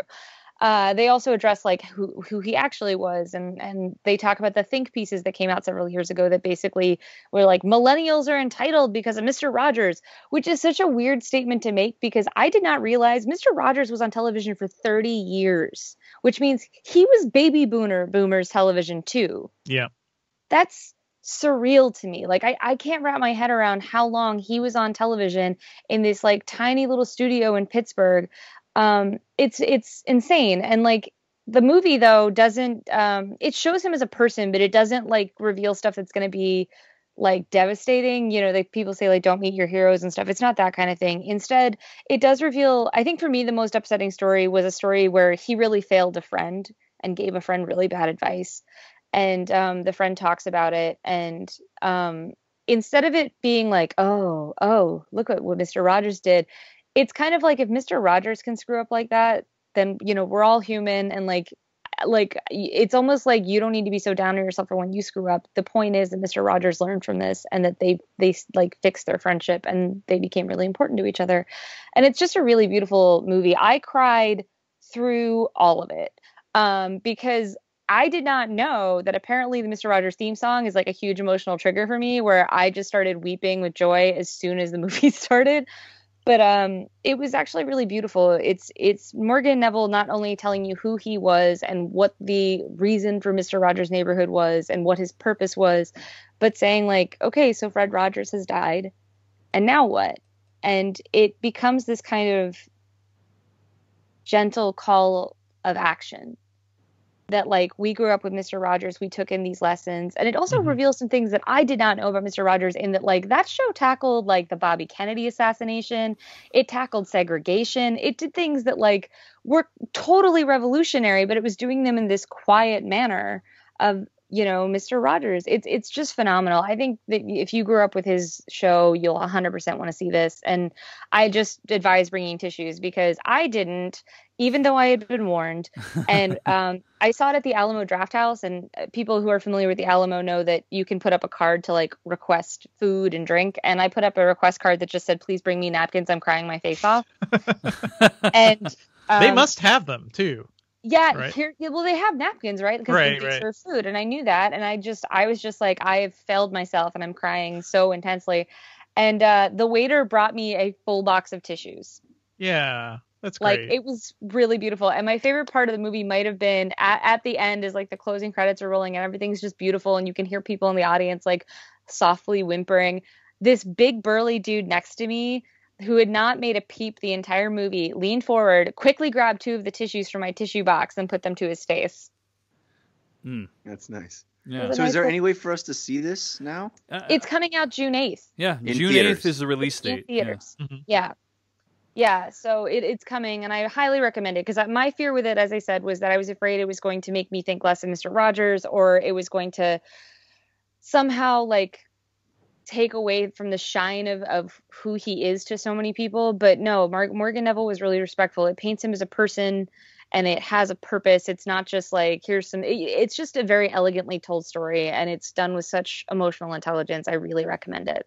All right, that's Won't You Be My Neighbor, and it's coming out on June 8th. Jeff, it sounds like you're looking forward to this one. Very much so, yeah. My very good friend from college wrote the movie about him that's going to be starring Tom Hanks. So it's going to be there's going to be a lot of Rogers coming soon. Nice. I could stand that. I'm happy with that. And the other film I want to talk about out of South by Southwest for now is Unfriended Dark Web, which is a sequel to Unfriended. Did you guys see Unfriended? I did see Unfriended, the 2014 film directed by Leo Gabriadze, which takes place, I think the entire thing takes place on a computer screen, right? It does, in fact. Yeah. Yes.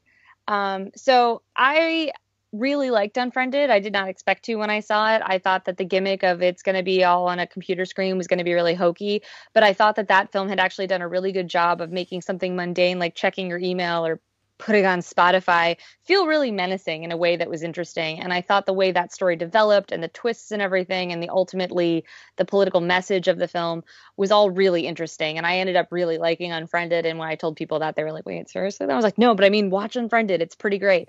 So I was excited because when this came to South by Southwest, they were calling it like the Untitled Blumhouse movie.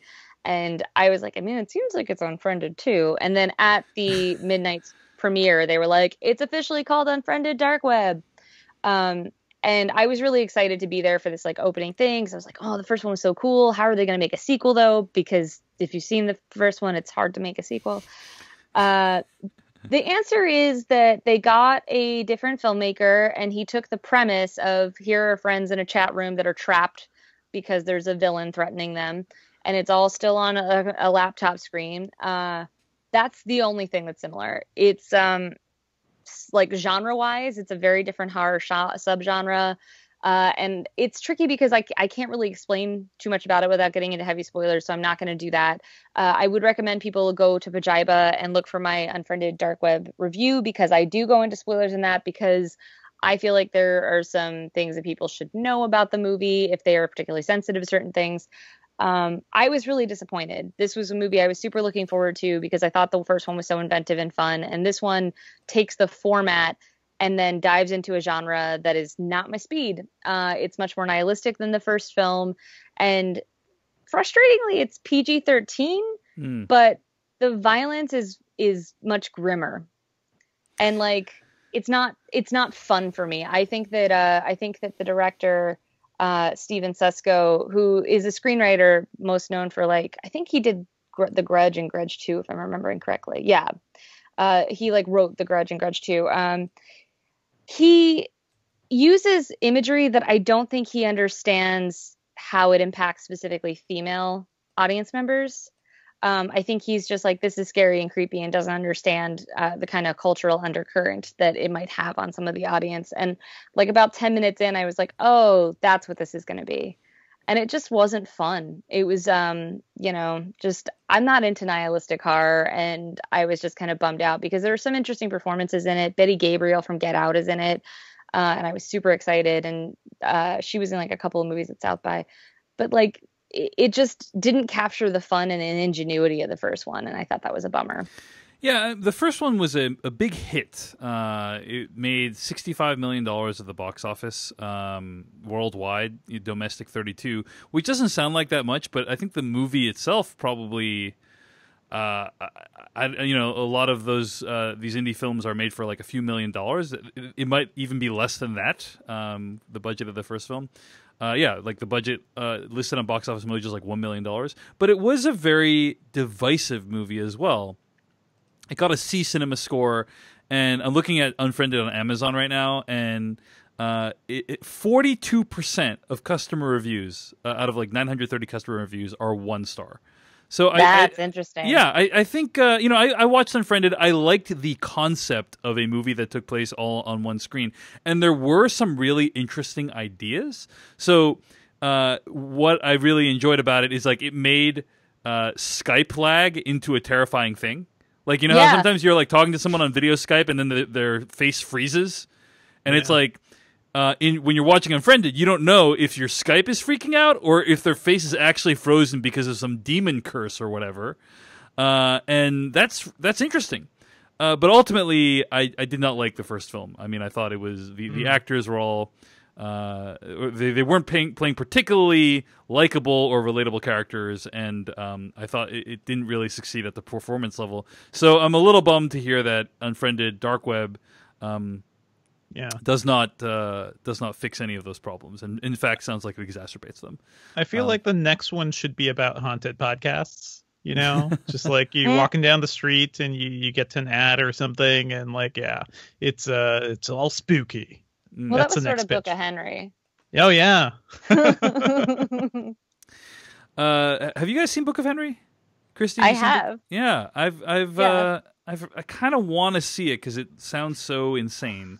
No, But- I know it sounds like fun, insane. I'm going to tell you to read my review on Fajiba because, like, I understand. It's like you're like, but if it's this crazy, I should see it. But it's like Right. not fun crazy. It's just like I kept turning to the person next to me when I saw it and was like, what are we doing here? Yeah. What are we doing with our lives? It is a movie that's so Why? bad that lost the guy Star Wars, right? So Yeah. And Basically. rightly so. People were mad at me when I was like when I published my review, I said something like, Star Wars fans, I'd be a little worried. All I said, and they were like, how dare you? And I was like, look, Yeah. this movie is so completely some of us were incompetent. worried from the start. Okay. Yeah.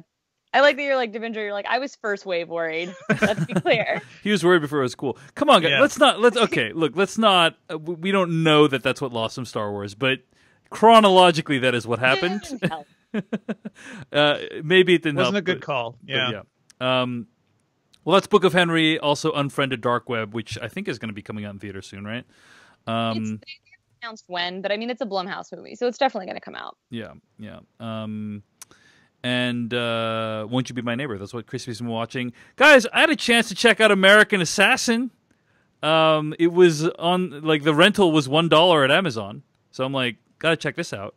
Do you guys know American Assassin?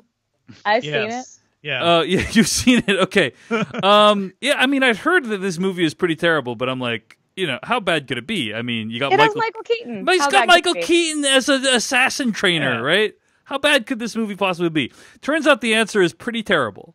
I think primarily. Go ahead, Jeff. Before you go on, can I tell you a funny story about this? Okay, go ahead. Okay. I think what was the name of the Tom Cruise movie that we reviewed where he was a pilot?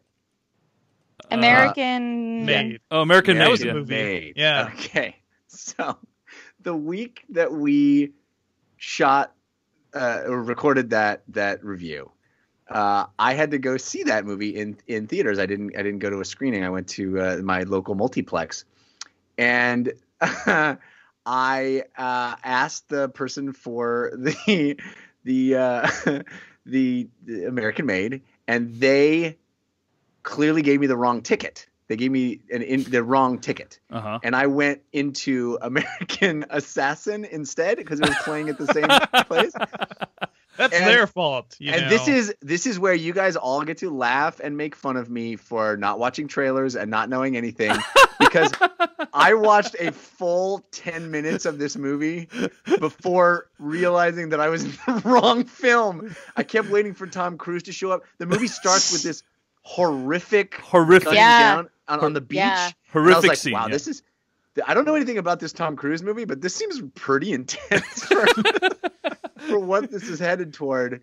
Yeah. So I literally watched the first like 15 minutes of this movie and then walked out and went, I think you gave me the wrong theater.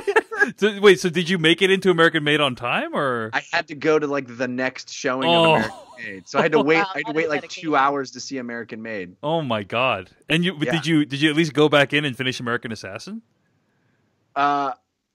After No, that God movie, no, did God you no. want to? Yeah, there's Phil.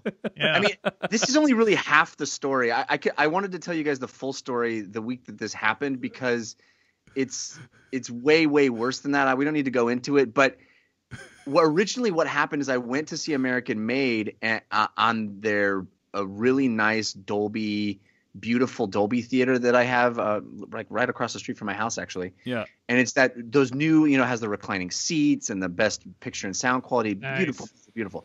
Yeah. When it started up, even all the pre-show entertainment stuff, everything was like a postage stamp size on the screen. The Dolby experience, yes. Right. It was like much smaller than the actual size of the screen on the front of the theater. Yeah. And I was like, that's bad. And I went out into the lobby and I was like, oh, this is good. I get to avoid the trailers and I don't have to plug my eyes and close my ears. Backwards. And I went out to the lobby and I said, there's a problem with the thing. And they said, oh, yeah, okay, well, we'll fix it. Go back in, wait a little while. Go back out to the lobby. Are you fixing it? Oh, actually, that's the way the print was when we got it from the distributor. And I went, no, it wasn't. Yeah. No, it's not. That's crap. And they went, yeah, there's nothing we can do about that. And I said, well, were you going to alert the 100 people that are in the theater right now that are ready to watch that? No, nobody else has complained but you. So you're waiting for them to complain while they're watching this clearly awful version, and they paid the extra premium price for the Dolby version. Oh man, I was furious. And I said, well, I would like to get, I'd like my money back, and I would like to go to a different screening that's not in this theater. I said, is this how it's going to be all day long? And they're like, yeah, that was nothing we could do about it. And I said, you should at least alert the future people that are buying this ticket, paying extra money for the best picture and sound quality in the special Dolby theater.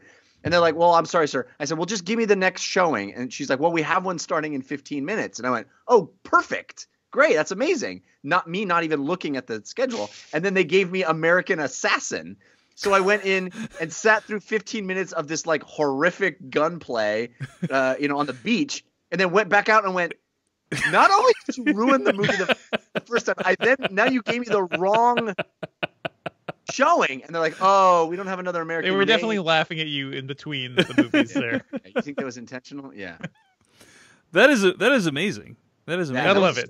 I wanted to say that on the podcast the week we did American Made, and it never happened. But the I opportunity applaud never you, presented itself. You need to be a theater hero. Like, somebody has to step up. I've gotten into fights with theater managers where they tried to pass off like your surround sound is not working. It's just the center channel. Like, you need to fix this, or this isn't good. And they're like, oh no, that's how it's supposed to be.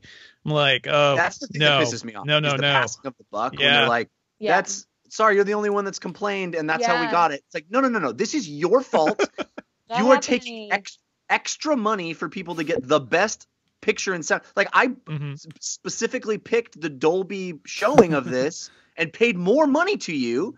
And that was what I was, and I left and I got on Twitter and I added AMC theaters and I was furious. Good call, Jeff. Good call. Yeah. Well, that sense of impotent yet righteous indignation is what fuels the main character in American Assassin. But Christy, you were going to say you had a similar story. Yeah, I went to go see a movie at the Angelica years ago, and it was Mesrine, which is a 2-part French action movie, and we had seen the one part. Mesrine. Yes. Yeah, and I was really excited, but it was a hideous print. It was a very dirty print. Like, I worked in post-production at the time. Like, I know what a dirty print looks like. There's dirt and there's, grit and hair, and we really enjoyed the movie. But afterwards, I went out to the manager. My friends were like all using the bathroom or whatever, and I was like, hey, I would just want to tell somebody that the print is dirty. I was not like asking for anything. I just thought they should know. Yeah. This is like a shameful print to show. And so I had to wait like 15 minutes because at that point, like, they kept telling me they were getting somebody, and at that point I felt like I've been here long enough. I'm standing my ground and whatever. And now my friends are all back and they're like, what are we waiting around for? And I was like, oh, and like, I just wanted it to be like, hey, you should know this print needs to be cleaned. And also I can tell you places that'll clean it overnight because that is literally part of my job. Instead, the manager took so long that by the time he got there, my friends were all around me. So he, I think, thought we were trying to like start a problem, and he immediately was like super defensive with me and like antagonistic. And said that if it was really such a problem, why didn't anyone else complain? And I was like, well, maybe because it took you 15 minutes to get down here. And like, he was really hostile with me. And I just kind of got embarrassed because I thought we were here with our friends. I don't want to put like a damper on the night. So I tried to just kind of back out. And yeah, it was not a good situation. And my husband was so furious that this guy basically called me a liar. Like, that's effectively what he was doing. That he was like, we're never going back there. And I have actually not been to, I think that was 2009. Yeah, oh, wow. it's not like, a great I've not theater. been back to the Angelica. It's not a good theater, but it was also just like, that was really unnecessary. Like, I guess he assumed I was going to demand my money back or something, but I really was just trying to be like, you know, you're charging people to see this print. People are excited to see it. It should be like a good quality. And it just needed cleaned. It wasn't scratched. Like, it was just very rude. Well, I think really the takeaway from all these stories is not all heroes wear capes, guys. Yeah, And, exactly. But I mean, like, I worked at a theater too, so like I have sympathy for that. Me But it's too. like that's not the way to behave. Like when someone comes to you with that, you know, that kind of like, well, I don't know. Yeah. Like, I don't know. That frustrates me. You know, I remember, if you guys look back, I remember I said I wanted to do a slash film court where I was the plaintiff, and that was what that was back at that time. But I had almost completely forgotten about that episode. So really, Dave, you sitting through American Assassin now actually had a point. Yeah. So congratulations for that. Oh, thanks. So what did you think of the movie?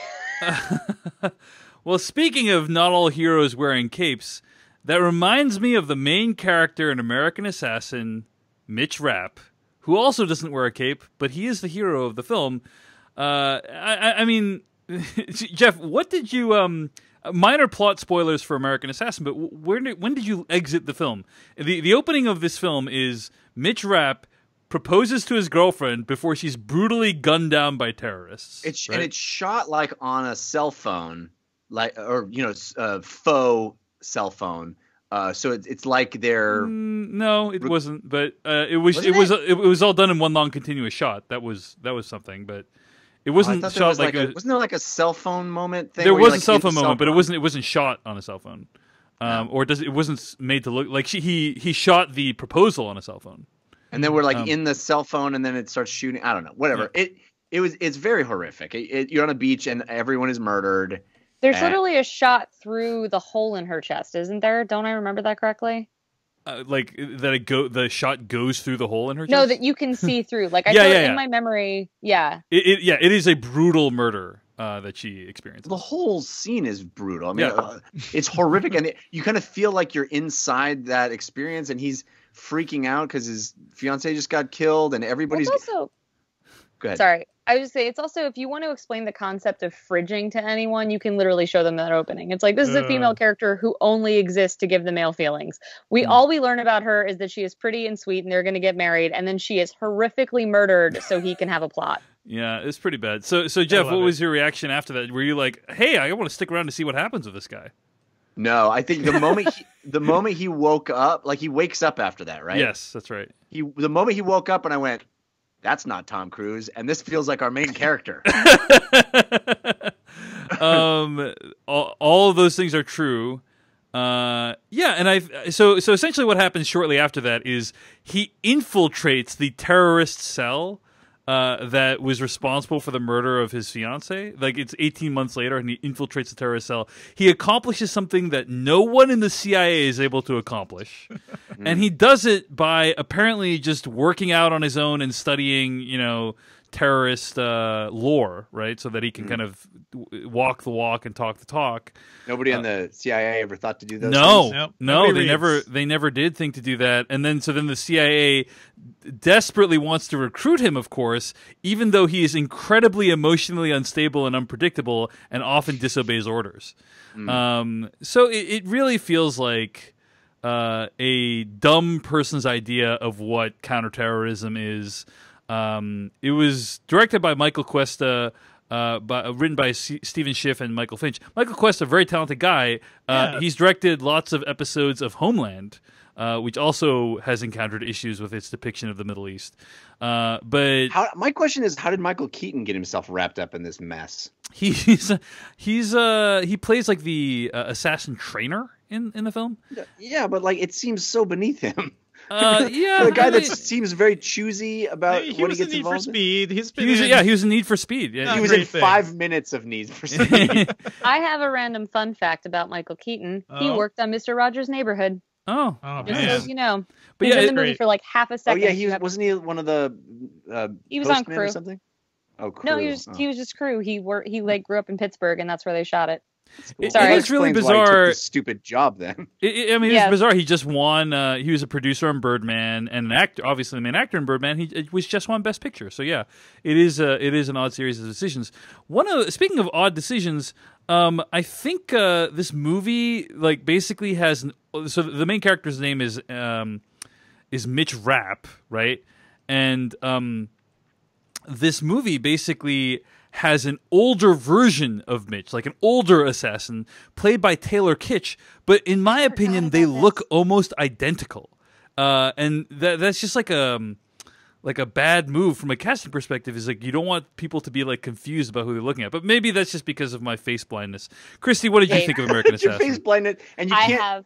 There's no I such have a thing as theory. too much hunk, Dave. Yeah, no, true enough. Well, actually, I have a theory about this because there's like a line in that movie that you may remember where like, so it's like that Taylor was like basically that guy several years ago. Right, and it's like the yeah. same character, and they look the Right, same. but that's exactly it. So my favorite part is that he says to Michael Keaton, like, who's the new me? And I was like, oh my God, the guy in this movie who is the hero is clearly meant to be the Taylor Kitsch in like Hollywood. We're like, he's going to be the next big thing. And you're like, oh no, Taylor Kitsch to John Mars, and now he's mad. Like, Aw. Isn't that the dude from One Direction? Mitch Rapp? What? Isn't it? No, am I crazy? I have no think idea. so. No. I don't, my One Direction knowledge is spotty at best. Yeah, sorry. Dylan crazy? O'Brien, I think is what you're referring to, right? I don't know. Yeah, But- but like Dylan O'Brien has been in things where it's like they kept being like, oh, he's gonna be the next whatever, like Maze Runner, and there was something else. I feel like maybe I'm getting confused with another boy. He's in Dunkirk, right? No, Am I crazy? We're- Now he's you're one of thinking Harry of- Styles, who Yeah. is in One I'm Direction. thinking of Harry and he's Styles. not- Yeah, Yeah. jeez. But yeah, Dylan O'Brien has been in The Maze Runner, and he was in Teen Wolf as well. It's confusing. They both have faces. Yeah, they both It's have a- So faces. maybe I have face blindness like you, Dave. Maybe it's contagious over the internet. Yeah, I think that's true. Maybe our entire audience has it now. So I think really what the problem with American Assassin is basically like an ignorant person's idea of what it is like to actually fight terrorism. You know that you can just train with weapons and fighting styles yourself, and then using nothing but sheer anger and vengeance, be able to extract your revenge on people that wronged you. And it's extremely simplistic and very dumb, and the action's only okay.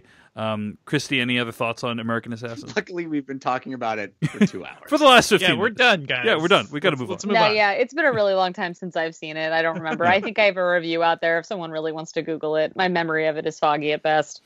Michael Okay. Keaton's great. I remember that. He's always great. American Assassin on video on demand right now. Let's move on. Before we get to our review, let's move on. Before we get to our review, I want to thank all the people that donated to our show.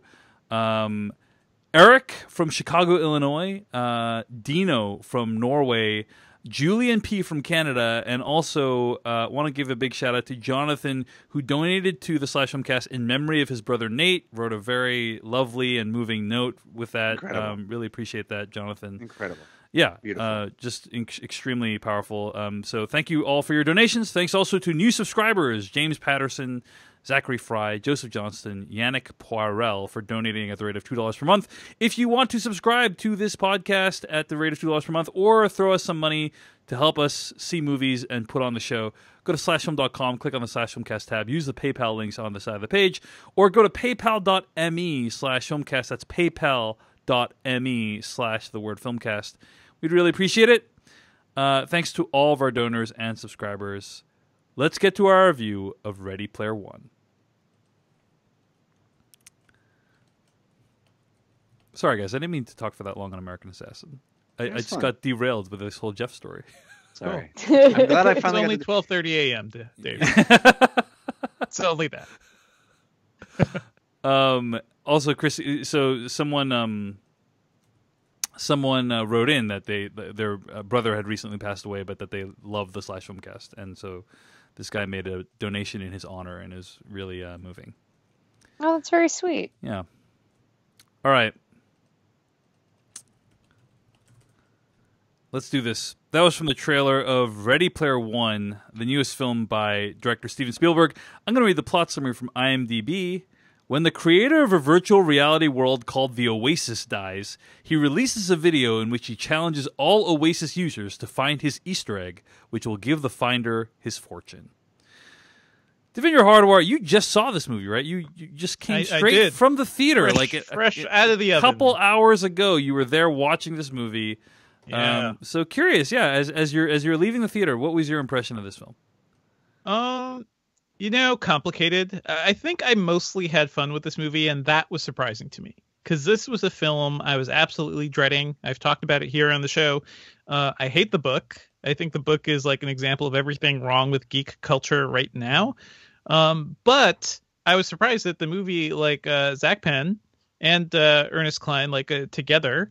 I don't know if Ernest Cline helped much with this screenplay, but Zach Penn, has written, I think, some of the X-Men movies and a couple other things.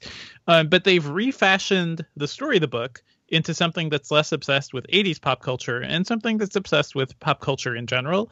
And I think that was a big shift that just made it a lot more interesting as a film.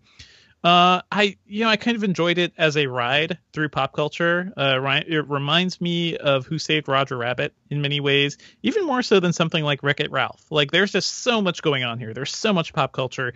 My mind was reeling at like how much trouble just like getting the rights to all this stuff took. But it's also, the set pieces are well done because I'm not sure Spielberg can make a bad action movie. That's the thing. Like, some of these set pieces, they're entirely CG, but they're staged so well. They feel so exciting, even when the stakes are kind of, we don't know what's up because this is all virtual and nobody's actually going to get killed here. They still feel really exciting and interesting, and I appreciated all of that. And we're definitely going to talk about this in spoilers. And there's one sequence that I think is genius, that is worth seeing this movie in the theater for. And this movie is 2.5 hours long.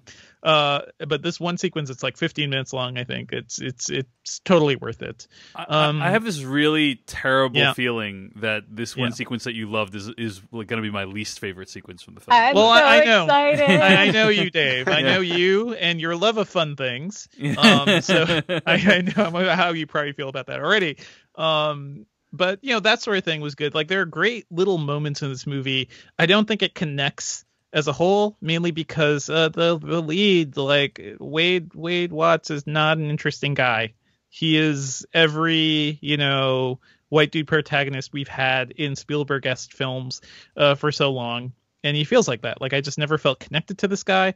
Didn't feel really interested in what he was doing at all. And surprisingly, I don't think this movie does a good job of building up this world. This is like a dystopian world where everything is so shitty, and people go into VR because things are so shitty, and really the only shittiness we see is like the trailer park at the beginning. It's weirdly self-contained.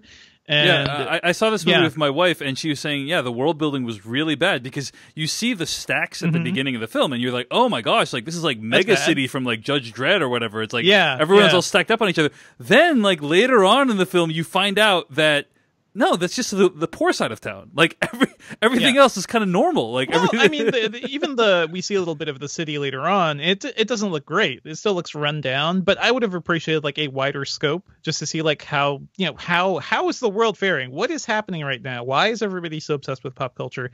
I think this movie on a meta level tries to reconcile with like our addiction to it, but it doesn't really do much.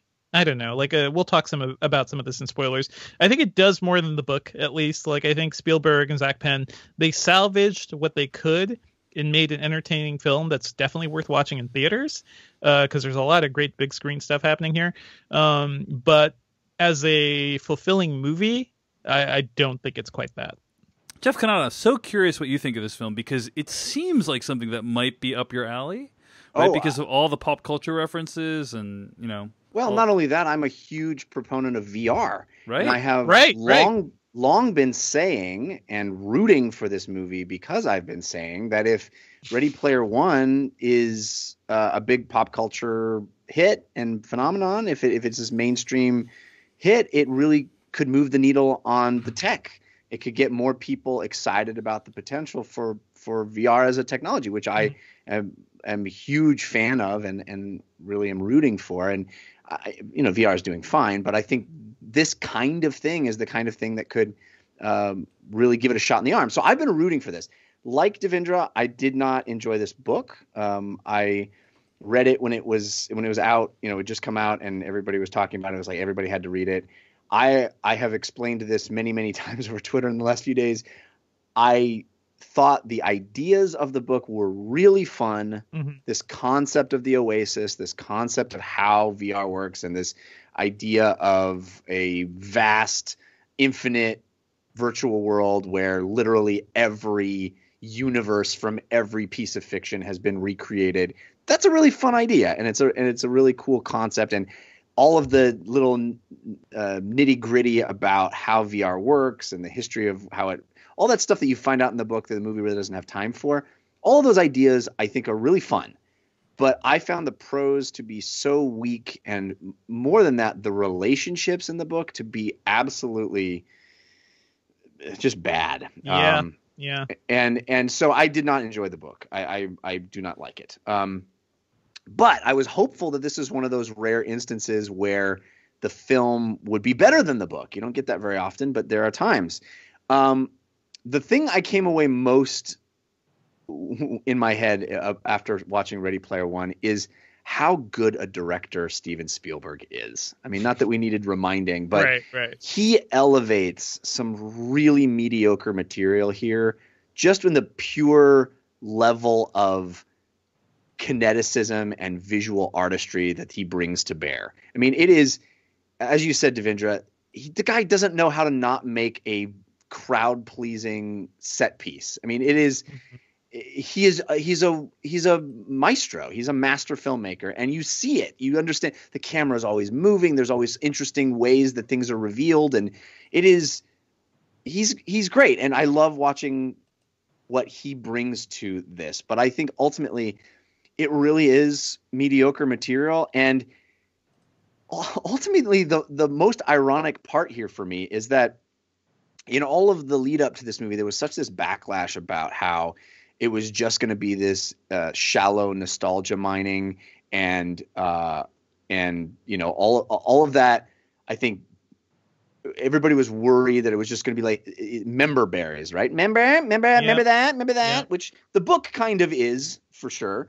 But I think the movie recoils from that almost too much. Like I wanted, at the end of the day, I was shocked to find that I wanted more references. And it really feels like the movie is crafted based on what rights they could get. And that makes sense, right? That's the logistics of making a film like this.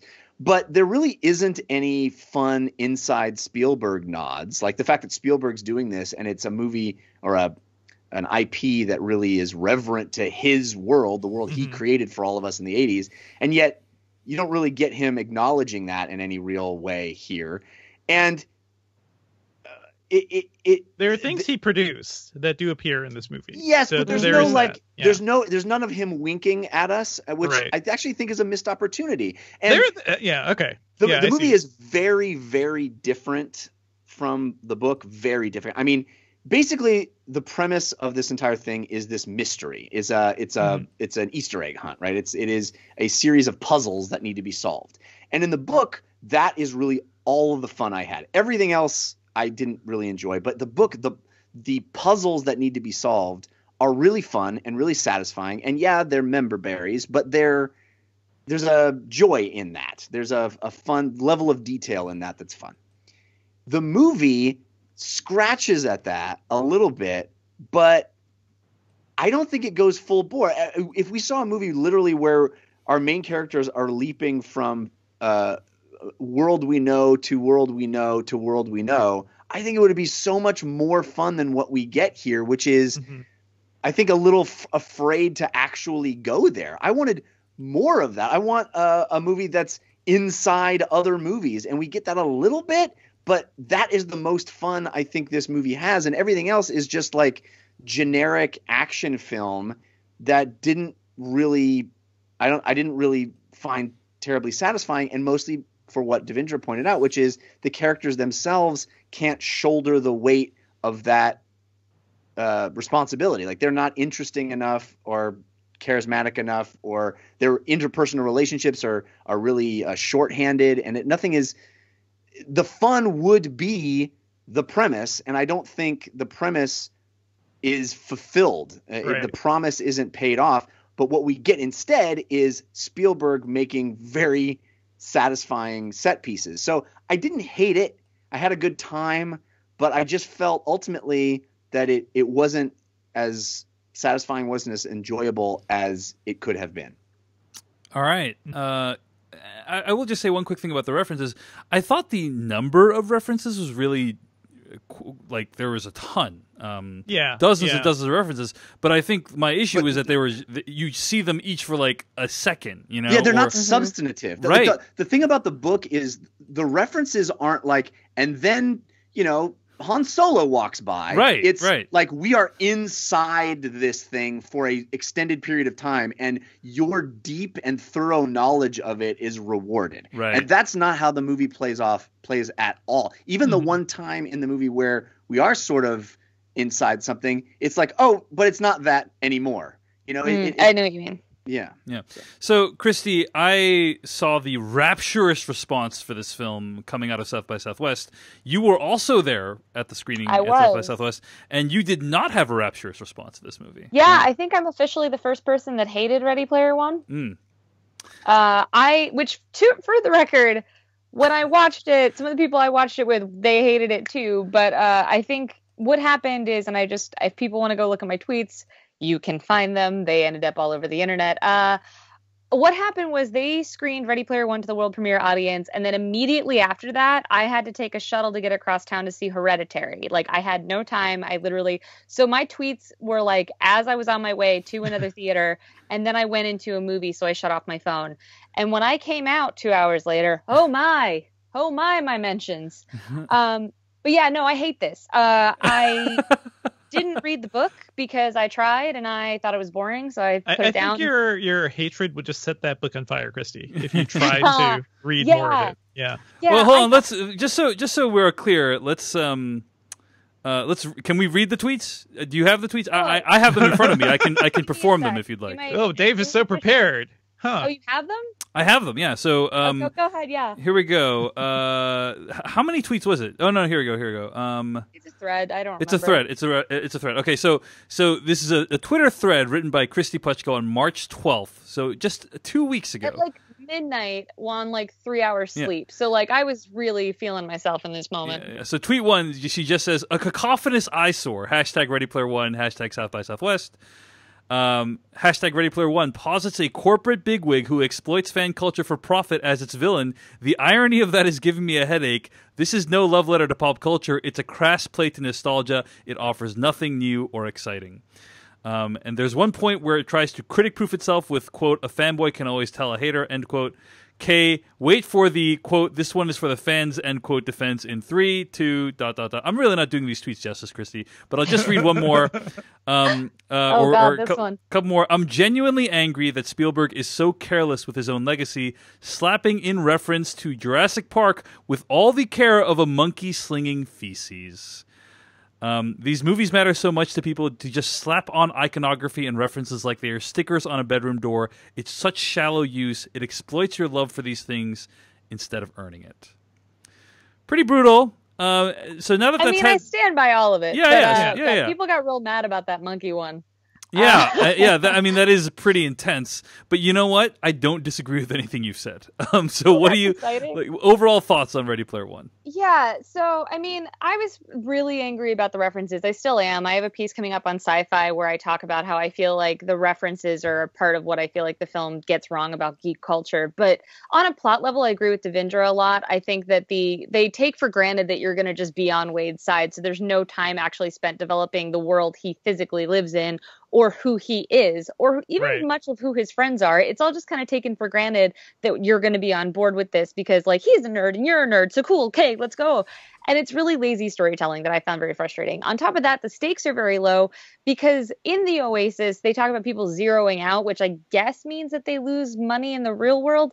But the only example of that you see is like Wade's shitty, like his aunt's boyfriend who like yells about a mortgage payment. But it's like such a throwaway line. There's no sense of stakes. It's never brought back again. Like they never reference that again. Right. As far as I know, and it's not like when these characters die, they die. It's just that you basically like go back to level 1, which is frustrating, but it's not, there's no stakes there. So that was all after like the first big set piece, which is like the race. I was like, oh, I'm not going to care about any of the action in this movie because none of it matters. So that was It's like funny, a very, it's funny as a video gamer, I didn't have any of those feelings because I know that isn't nothing. Like it's this huge time commitment and all this there's all this money and I mean people have like there's that moment where somebody dies and goes, that was 10 years of stuff.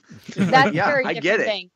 But what I'm saying though is that it's not people actually dying. The stakes are so much lower. Right. So it's just it's a very superficial level of stakes. So I was not engaged in that level, and that was very frustrating. But the geek culture stuff, I mean, I did not read the book, so I'm kind of relieved to hear that the book that they've tried to correct some stuff because the book is embarrassing, like the way it handles pop culture. Is super upsetting to me because, like, okay, I tend to subscribe that there are a bunch of different ways you can be a fan, and my big thing is just like fan however you want, as long as you're not like being crappy to other people about it. Right. I don't like this competitive sense of fandom, and that is all what this movie is about. It's the idea that there's one right way to be a fan, and it's this Willy Wonka scenario where you have to prove that you're worthy of these Easter eggs, and that all like puts me on edge, and I find that all really annoying. But then the references, it just adds to it in a way that I find so insulting because, like, as we pointed out, these are not like actual characters. It's not like you're like Batman's in it and Catwoman, here's He-Man and whatever, but it's all in glances. It's not like they're not the actual characters, right? It's someone created an avatar that looks like these things. So their inclusion tells us nothing about the world other than that someone somewhere like that character. There's no depth there. And worse off, it takes characters that you know and it's putting them into place because it knows you have an affection for them, and then it's using them in ways that are counter to how they would actually behave. And like people are this is not a spoiler because it's all over Twitter and it's in the marketing. The Iron Giant is in attack mode in this movie. That is so in your face, like, of everything that movie was about. I just find it really insulting. For those who don't know, the Iron Giant, right? Like, even though the Iron Giant itself, the actual machine, does have weapons capabilities, the whole movie was about how it's a peaceful, loving creature. He's not a gun. Yeah, exactly. Yeah, like his whole thing is, I am not a gun. And then what is he doing in the trailers? What is he doing in the movie? He's a giant gun. Right. I do want to push back slightly. I'm not going to defend this movie a lot, but I want to push back slightly on this idea of that being the right kind of fan, because I don't think that's an accurate representation of what the movie is trying to say about Halliday's quest, right? I think what the movie handles in a very clumsy way, I think ultimately is trying to say that he was trying to find someone for whom that wasn't the biggest deal. That I mean, in a very Wonka-ian way, is of true heart and actually has the right kind of priorities, which aren't just who knows the most about pop culture. More like he's trying to find the next version of him that thinks about the world in a very specific kind of way. But to do that, you have to have a fetishistic attention to Halliday's own life, even going through his memories. Yes. Right. It's all about trivia. Yeah, Jeff, your point is completely undercut by how it is that they actually find out the correct information that unlocks the keys, right? Well, but I do think, my point is that what he sets out to do is to find someone that values the world the same way he does. And so the way he sets out to do that is learn everything that I learned and think about the world the way I thought about it. I mean, I get what you're saying, That's but like, again, it's yeah. ultimately a trivia question. It's ultimately figuring out a puzzle box made by a man that you have to be the biggest fan of to win. It's Totally, ultimately saying this is the right way to fan. And then on top of that, who is the hero of this story? It is a straight white male character who is kind of like the face of popular fandom and had like geek culture for years. And like by contrast, all the people of color in the movie and the women in the movie are sidekicks to him who basically just help propel him through his quest. Even when they have their moments of heroics, he's the hero. It's just, it makes me very uncomfortable because I think it promotes, and I don't think it's intended to, but it promotes this culture where fandom is meant to be competitive, and inherently that means harassment and exclusion. And it's that kind of stuff that creates like the fake geek girl meme, and these shades of ideology are reflected in Ready Player One in the scene with the Buckaroo Banzai suit, where he's trying to pick this perfect date. And it's not enough about that he needs to pick the reference that's going to impress her. So does he go Purple Rain or Buckaroo Banzai? He says, Percival says to Aish, like, that he's basically testing Artemis. Like, well, we'll see if she gets it. And it's just like, oh, gross. Like, you're super into her. If she doesn't get your movie reference, like, what? She failed. I don't think that's somehow? accurate. I think my reading of that scene was that he was saying, I'm just going to be myself, and it doesn't matter if she gets it or not. But that's my understanding of what happened in that scene is that he was like, I could try all these ways to impress her, or I could just do the thing that is truest to who I want to be and what I would wear if I went to this place.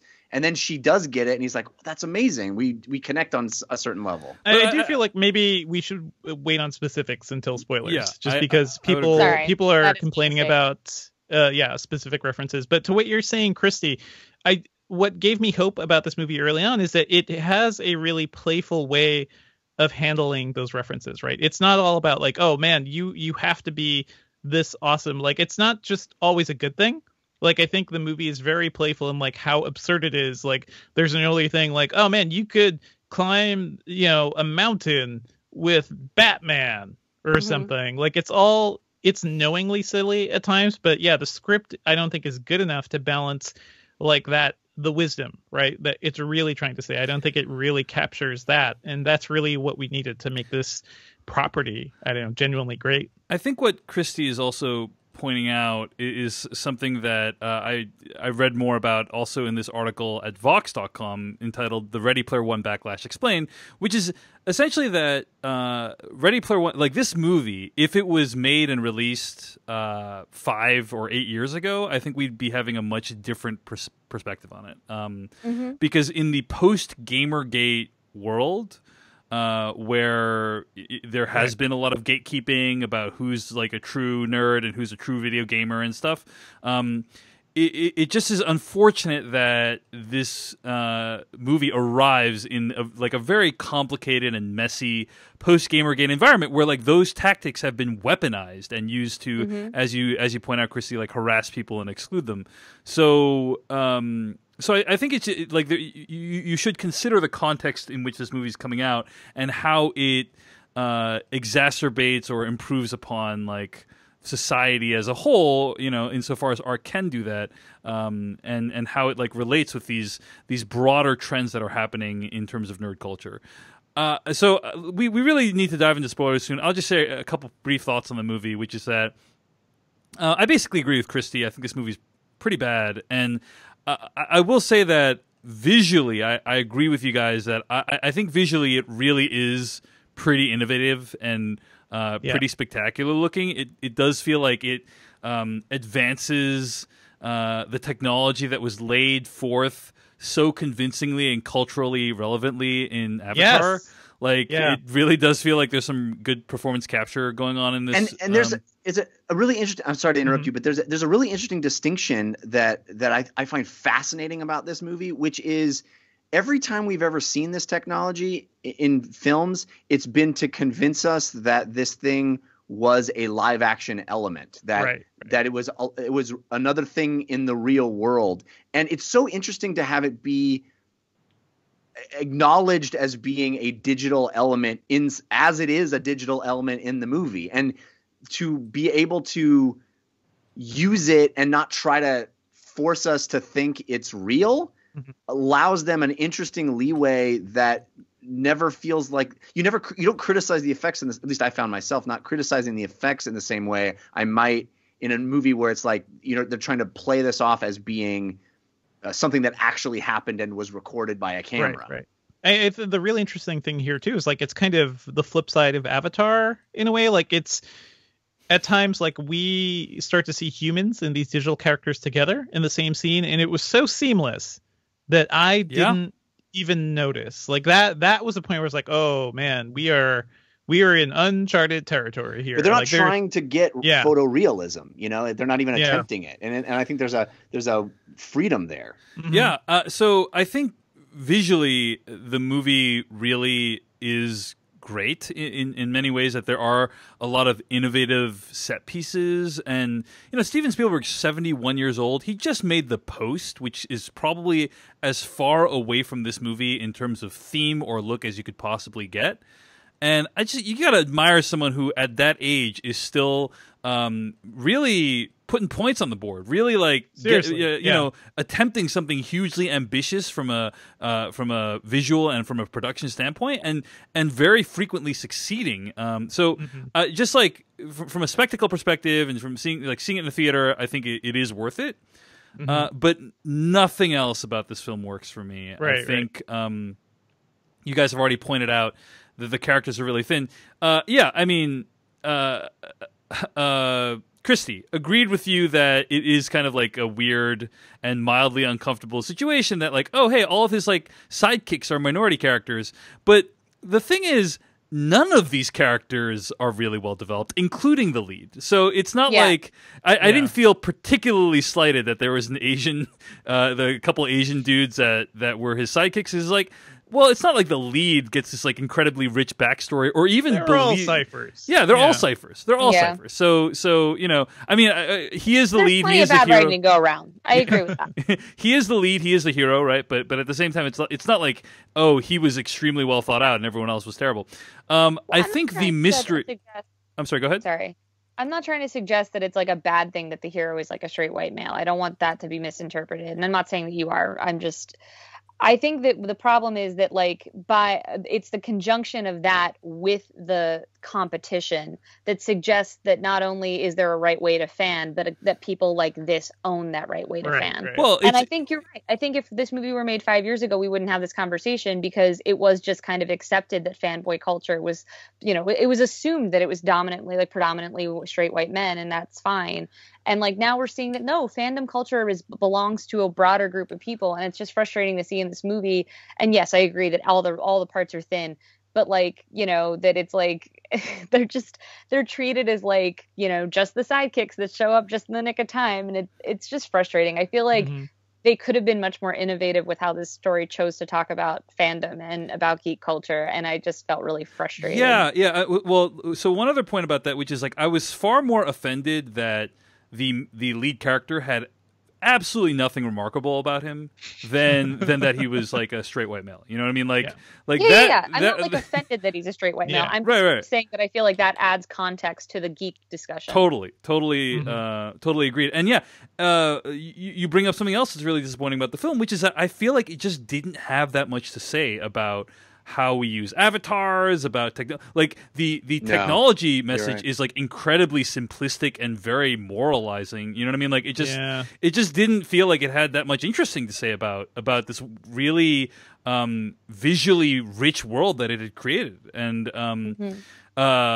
it had something extremely simple and boring to say. So I was very disappointed on that front as well. So much more to discuss, but one other thing I'll add, which is that, in my opinion, the central mystery of this film, how he gets these keys, does not work at all. I think that ideally, you are presented with details of this character's life, Halliday's life, right? The guy who leaves the keys behind, and then you as the viewer can help the protagonist.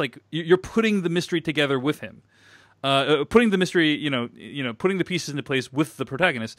And that just is not what happens in this movie. I mean, it just is like completely random ass facts that there's no expectation the audience will know about or understand, are just like, oh, it's because Halliday once liked Thai food during this 3-year period of his life, and that's the clue for it. And it's like, well, why would the audience A, know, or B, give a crap about that?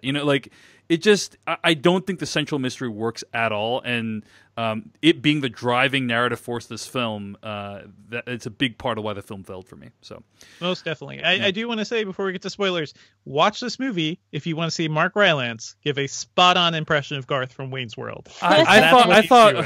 I'm sorry, Devendra. I know you love Mark Rylance. I thought he was woefully miscast in this film. I'm not saying it's good, Dave. I'm saying he's Garth from Wayne's World, and that's all I'm seeing. I'm one of the biggest Mark Rylance fans on the planet. I think he's a genius on stage. I think he should not have been in this part. I did not believe it for a second. Like it just felt like the whole time I'm thinking, oh, that's Mark Rylance playing this part that he's ill-suited to play. Like that was my whole reaction to that performance. Yeah. I feel like that's emblematic of so much of what's wrong about this movie too. Like I love you, Mark Rylance. I love this renaissance that we're having right now. Nice. With Spielberg. But yeah, you didn't need to be here. And clearly, didn't Spielberg said he would not make another movie without him? Oh, did he? I heard that. And he made somewhere. the BFG, right? He made the BFG. So I'm curious what part he's going to play in West Side Story. But anyway, Krupke. Oh yeah, good. Krupke, you really? Yeah. All right, guys, let's get to. Hold on, let me give a little bit more of a gap there, because that's where the little ad gap is going to go. Song from West Side Story, because I know I'm on the mall. No, we're good. All right, guys, and I'll just point out, people in the chat, we're going to discontinue the broadcast for spoilers, so you don't need. So those of you who are tempted don't need to have that temptation. But thank you all for tuning in the chat room. We really appreciate it.